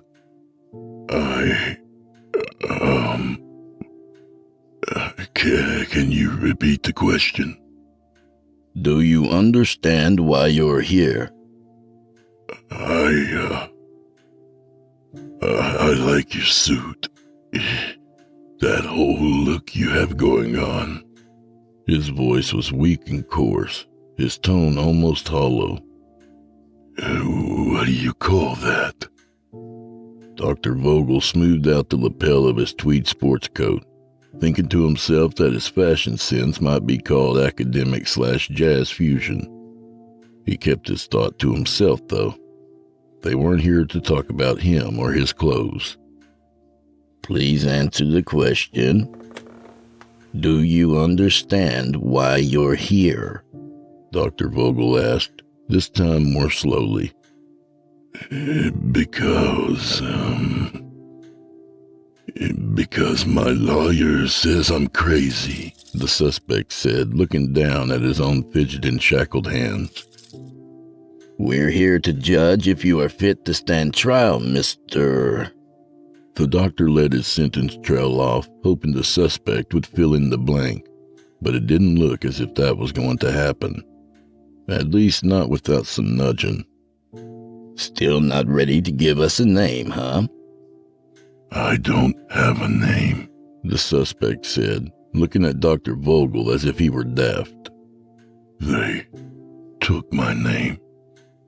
The suspect, who was identified in the paperwork only by his pretrial number, reached out for the nameplate on the doctor's desk with his shackled hands and mimed the snatching motion. Pluck, he said in a low deadpan. The syllable popped as he spoke, hitting Dr. Vogel with a burst of foul breath. I see, the psychiatrist said, taking down a note on the legal pad in front of him. So you used to have a name, but someone stole it. Is that right? That's one way to think of it. But it's deeper than that, you know? If someone steals something from you, you still have it in the past, as if it was still yours at one point. But when they take something, it's like you never had it to begin with. No memory, no lingering value from that thing having touched your life. You're just left with, like a hole in the shape of what they took. You're like the wastebasket scraps left over from a paper doll. Dr. Vogel scribbled a note on his legal pad, then looked back up to study the suspect. The poor bastard was emaciated, barely more than a skeleton. His cheeks were sunken, and black bags hung under his eyes. Vogel wondered how the guy had managed to murder anyone, considering how sickly and weak he looked. Aside from the suspect's obvious poor health and his insanity, which Vogel had not yet concluded to be genuine or contrived, there was nothing remarkable about him. His ruddy brown eyes matched his short-cropped hair. He was clean-shaven and neither handsome nor ugly. No scars, tattoos, or other identifying marks marred his pale skin. He was a perfect everyman, gone wrong. The suspect was squinting and wincing. A look of pain radiated throughout his face. Doc, can you, close the blinds? Dr. Vogel turned and drew the blinds, leaving them to talk in the dim, filtered daylight. So who did this to you? Who took your name? Not just my name, Doc. They took everything. Can you be a bit more specific? Dr. Vogel asked. The suspect leaned forward in his chair, fidgeted wildly with his fingers, and let out a hollow laugh that echoed with insane despair rather than humor. The sound made Dr. Barnabas Vogel's skin ripple with goosebumps. It's like I said. When they take something, it's like it was never there. So, no, I can't tell you the details of what I, had in my life. Best I can do is kind of feel around the ragged edges of the void in my soul and guess at what's missing. The suspect reached out and tapped the pewter edge of a picture frame that sat on Dr. Vogel's desk. From his position, the suspect could not see the picture inside the frame, just a black cardboard backing and stand, framed by scrolling metallic edges. That a picture of your wife, Doc? Maybe your kids too? My wife and I. The doctor nodded and turned the photo around so the suspect could see the image within. He and his wife dancing at some jazz club in Chicago. He was always reluctant to give patients, especially criminal patients, any personal information. Pragmatism sometimes dictated that one must give something to get something. I think I had a family once. I don't remember them, though. No dates ring a bell in my mind as birthdays or anniversaries. There's no scent that reminds me of love or lust or brings longing to my heart. No faces for me to dream of and no spirits to mourn. But I can feel the agony of their absence, like the phantom pain they say amputees get. Vogel tugged at his goatee and pondered this for a moment, his mind drifting to the neuroscience of such a thing, even though he knew the suspect's story to be a lie or a delusion. He imagined snippets of a person's consciousness suddenly missing, and the electrical signals in the brain hitting the brick wall of their absence. It was an interesting concept, and he was a man prone to contemplating such theoreticals. All right, Vogel said, having to stop himself from adding, I can dig it. And who did this to you? Was it the woman you killed? Courtney Waugh? Courtney Waugh was no mere woman. And I can't say if she's the one who took everything from me, the suspect replied, his eyes studying Vogel's numerous diplomas on the wall. She swore up and down that it wasn't, but it was someone like her anyway. Someone like her? What do you mean by that exactly? The suspect's gaze shifted over to Dr. Vogel, and their eyes locked. Once again, the nameless man looked at Vogel as if he were a dimwit rather than the holder of 2 doctorates. His expression seemed to say, try and keep up, Doc. A vampire. A vampire? The doctor asked, making sure that he had heard correctly. Like Count Dracula? God, I wish it were something like that. A cut and dried monster, sated by something as simple as blood. The truth about vampires is far worse than all that. Dr. Vogel jotted down a few more lines on his pad, hoping that this guy was the real deal and not some run-of-the-mill dirtbag looking for an insanity plea. If this nameless, unidentifiable murderer really turned out to believe he was hunting vampires, then treating him could make Vogel's career. There'd be book deals, news show interviews, maybe even a made-for-TV movie. And what is the truth about vampires? Dr. Vogel asked, placing his pen down on his pad. The suspect met Vogel's gaze, his distracted paranoia replaced by a disturbing intensity. Are you sure you want to know that, Dr. Barnabas Vogel? His finger tapped the doctor's nameplate like the bouncing ball in the children's music video as he spoke his name. The truth has a price. Vogel didn't like the way the suspect enunciated his name. It made him uneasy, but he did his best not to let it show. I do. Well, first off, like I said, they don't feed off blood. That's, best I can figure, that's a misunderstanding of symbolism mistranslated across time and cultures. What they really consume is anything of worth in a victim's life. Their health, their loved ones, their very identity. The things that really make up a life, you dig? The doctor wrote in his pad and urged the suspect to continue. And when they take those things from you, Doc, it's like they were never yours. It's like the vampire always had them instead of you.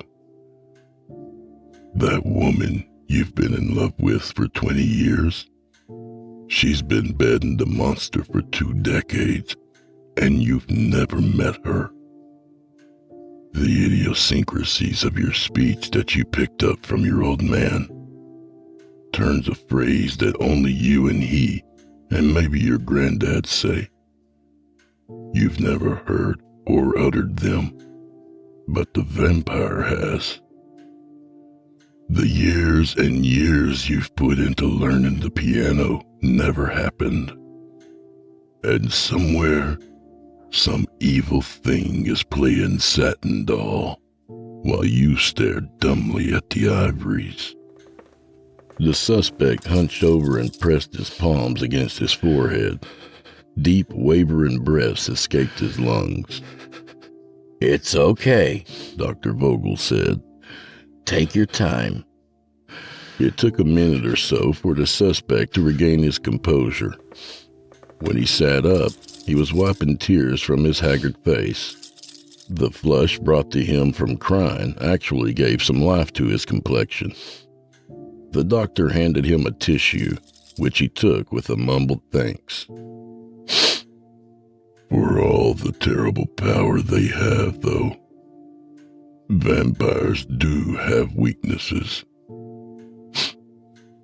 There are rules, as in the folklore and the movies, but different.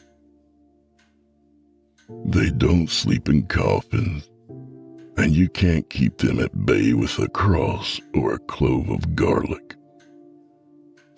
But it's true that they can't hurt you unless you invite them in.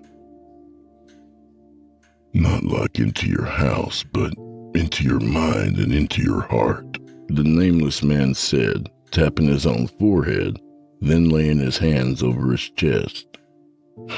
But you don't care about the rules. You want to hear about the one I killed. That would be a good place to start, Vogel agreed. The suspect blew his nose into the tissue that the doctor had given him to wipe his tears. He sniffled and shifted in his chair, trying to get comfortable. The shackles around his ankles rattled like the chains of a restless ghost. I guess it all started on my last birthday. I was standing on a folding chair in the dingy pay-by-the-week room I rented at the Bishop Hotel, which wasn't a hotel at all, but a flop house for addicts and losers. I had just turned 40 years old, and I had nothing at all to show for my life, you know. No skills, no passions, no one to love. Tears were coming down his cheeks again as he told his story. He wiped them away with the snotty tissue balled up in one shackled hand. Air conditioners weren't allowed at the Bishop Hotel since the manager didn't trust the screw-ups living there not to drop one out of a window and kill someone. So the room had a ceiling fan. That's what I used to string myself up from with a sad makeshift noose I'd crafted from a piece of electrical cord. I fitted the budget slip knot around my neck and looked down at the roaches and rats who'd come out of hiding to watch me die. That's when I had, what do they call it? A moment of clarity.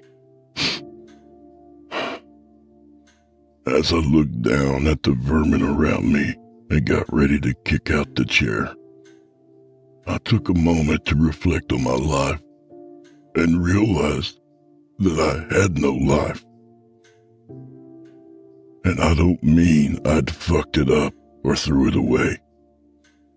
It wasn't as if I'd been orphaned or that my parents were dead or estranged. I simply never had parents, which of course is impossible. Same with friends and lovers. It wasn't that I'd driven them away with my shit lifestyle or lack of personality. They had never been there. Ever. Who goes through life never making a friend? And it went beyond relationships. I had no talent, no interest, and no passions. I couldn't recall a single happy memory, and the depressing history of my existence that I could remember was an incomplete thing. There were memories of loss, pain, and hardship, but they were unmoored by any context. There was no narrative to any of it, just hazy, painful vignettes. As I stood on that chair with a noose of electrical wire wrapped around my throat, I realized that my life wasn't a failure. It was a vacuum. It was a gaping emptiness in every important respect, and it didn't make any sense. So I took the noose off my neck and stepped down from the chair. I wasn't supposed to do that. I was supposed to hang myself. Here's another truth about vampires.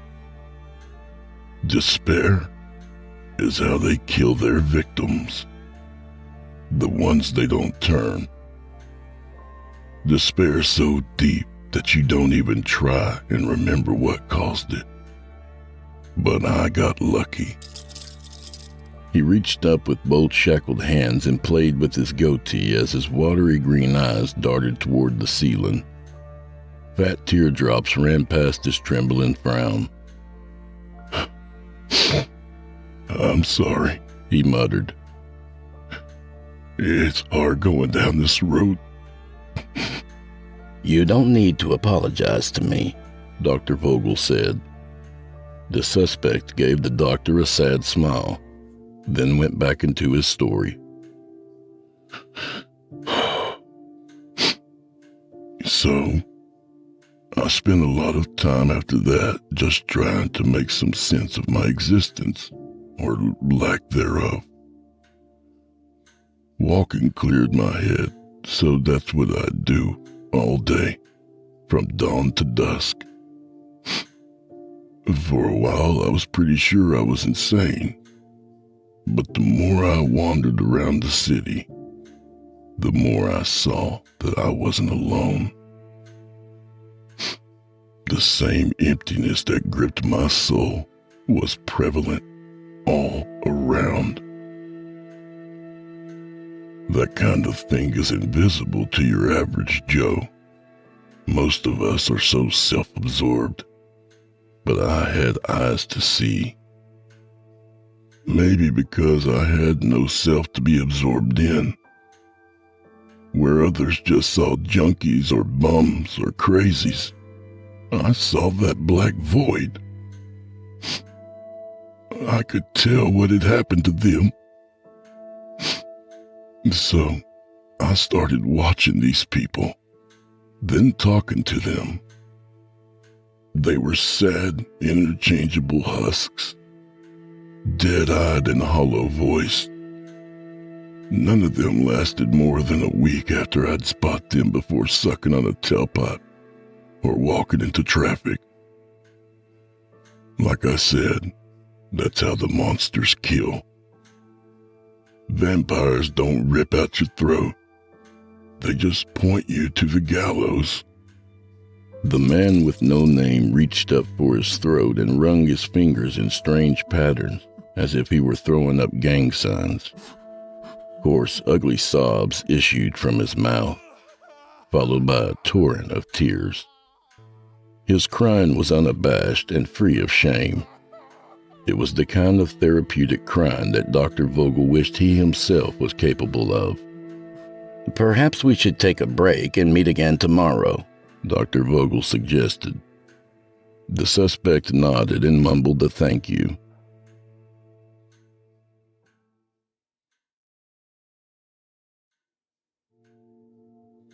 Dr. Vogel sat at his desk looking over his notes from yesterday's interview with the self-proclaimed vampire hunter and murderer of Courtney Waugh. The case still excited him, both as a clinician and as a man eager to cash in on a good story. But part of him dreaded seeing the patient again. Criminals didn't get under his skin. Over the course of his career, he'd dealt with killers, rapists, and even child molesters. Some of the atrocities those animals had committed made the single torture and murder that this guy was accused of seem vanilla in comparison. Despite all this, the doctor considered faking a stomach bug so he wouldn't have to look into the man's eyes. It wouldn't have been a complete lie. His head was pounding and he felt run down, but he had definitely worked through worse. What was it, he'd wondered, that bothered him so much about this guy that he'd considered going home sick to avoid his gaze? Emptiness, he supposed. When the suspect had described that vacuum in his spirit, he wasn't being melodramatic. There was something missing there. Something conspicuous in its absence, and Vogel could make out the ragged outline of that void, just as it had been described. There was a knock at his office door, even though it was open, and the suspect stood in the threshold, shackled at the hands and feet, decked out in an orange jumpsuit and escorted by a grim-faced corrections officer. There was some color to his face, and his features weren't quite as sunken. A good night's sleep seemed to have gone a long way for him. Seeing this change made Vogel feel a bit more at ease. He looked more human and less like a walking corpse.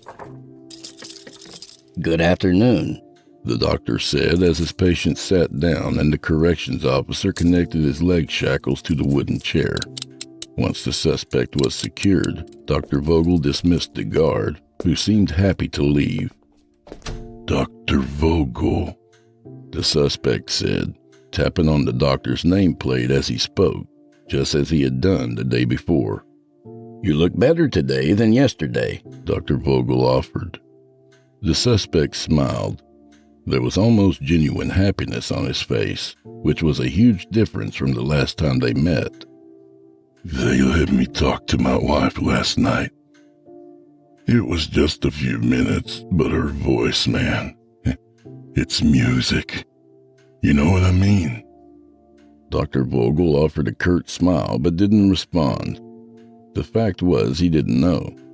He had been something of a romantic failure and had been alone for the better part of a decade. That wasn't something he was about to get into with a potentially insane murderer, though. Plus, she had some Duke Ellington playing in the background. You an Ellington fan, Doc?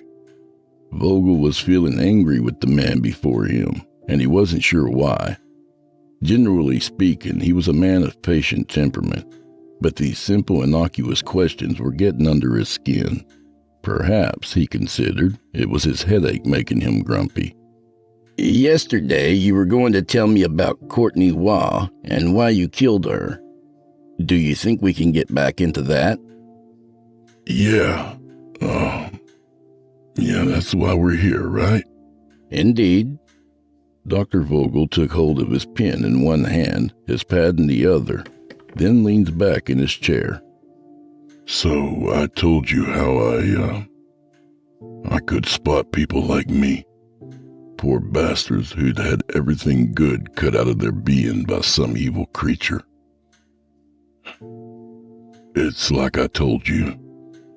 Most of them off themselves within a week of popping up on my radar, but a few of them didn't. The ones that didn't take a bath with a toaster, they still walked around with that emptiness inside, but outwardly things started getting better for them. The darkness of the void in their souls was so intense, I could physically see it radiating out, eating the light around them. But I guess I was the only one who noticed. One day you had a forgotten geriatric living under a bridge.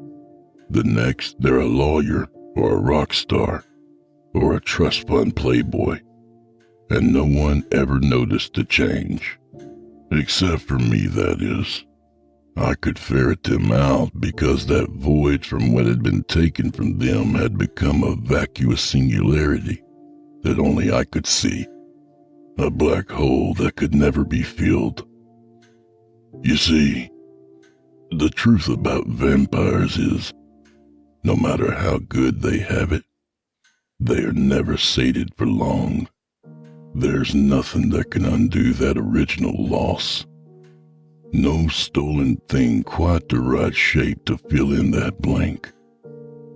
So they feed and feed and feed, taking bits of anyone who will let them in, until they eat them all up.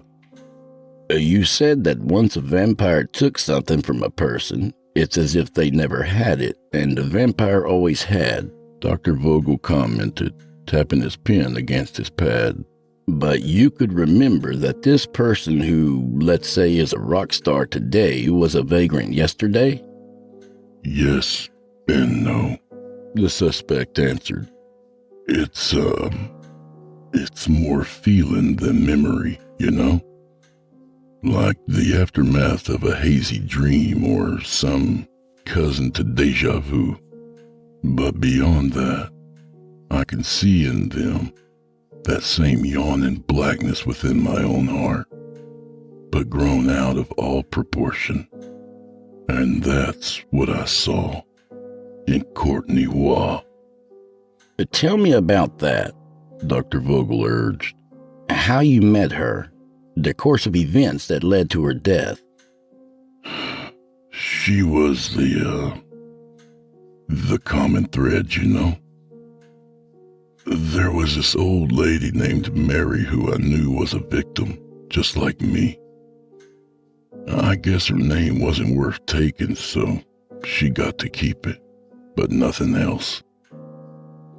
Anyway, she lived under an overpass just outside of the city, and Courtney Waugh would drop her $1 every day and spend a few minutes chatting with her. The same with some of the junkies outside of the methadone clinic. She'd come by with coffee and talk to the same 2 addicts every Thursday. Then there was the pigeon man at the park. Guy was a mute. Just sat there making cooing sounds at the birds and feeding them scraps he'd dig out of the trash. Courtney would show up with a loaf of bread for him to share with the birds, and she'd just talk to him, even though he never said a word back. That doesn't sound like the work of a vampire to me, Dr. Vogel commented. Ah, but it is.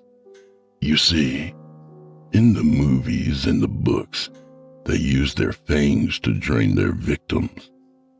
But the truth about vampires is, they suck you dry by talking. Words are like magic to them. They tell you secrets and speak sorrows, and in exchange they take the good things from you. That's how it works, and that's what Courtney Waugh was doing. So I followed her. I watched her. She became the reason I got out of bed in the morning, and the reason I didn't open my wrists. I know how that sounds, like I had some pervert obsession over her, but it wasn't like that. Courtney was the key to getting back some semblance of what had been taken from me. I knew I couldn't get my life back, but I could get a life back. Someone else's. Finally, after months of stalking her, I broke into Courtney's home, and you wouldn't believe this place. $1 million artwork on every wall. A cellar full of fine wine. Hot tub on the roof. I can't imagine all this came from just one victim. It was like a hodgepodge of luxuries ripped from countless lives. She must have been doing this to people for a long time, you know. Maybe centuries. Vogel was having a hard time focusing on the other man's words, and he found that his headache was being exacerbated by the sunlight streaming in from the window. He squinted and winced. Barnabas, can you, close the blinds? Of course. Barnabas smiled, and for the first time his expression reflected genuine happiness. He turned and drew the blinds, leaving them to talk in the dim, filtered sunlight. So, like I was saying, I broke into her house and I waited. And for all the power vampires have, all those folklore stories about heightened senses and invulnerabilities are bullshit. She never saw me coming. And it didn't take a silver knife to cut her, or a cross to burn her. Why did you want to hurt her? Barnabas sat back in his chair and fiddled with his cufflinks, casting a pitying look at the man across from him. Because I needed the truth, Doc. Doc? I needed the truth about vampires. The secrets of how they consume all the good things in someone's life and make them their own. The way they twist reality so it's like things have always been that way. And she told me too. Each little phrase to utter, and what magic gestures to make with your hands. She taught me what truths to pass on and trade for those beautiful things in a person's life. Because there's a cost to the truth, you see. But I had already paid it, so she had nothing to take from me. But you had a lot to lose, you dig? Can you repeat the question? Dr. Barnabas Vogel stroked his goatee and looked at the picture on his desk. A photo of him and his wife dancing at a jazz club in Chicago. He missed her, and he couldn't wait for the day to be over so that he might take her dancing, then make love through the night. I said, the purpose of these meetings is to determine if you are mentally fit to stand trial for the murder of Courtney Waugh. Do you understand? The nameless man shackled to the chair across from Dr. Barnabas Vogel's desk did not understand, though. He didn't know where he was or even who he was. He didn't know what was going on, and he didn't care. There was an emptiness in him, a black void whose ragged outline he could almost feel, and nothing else mattered but finding a way to end that pain.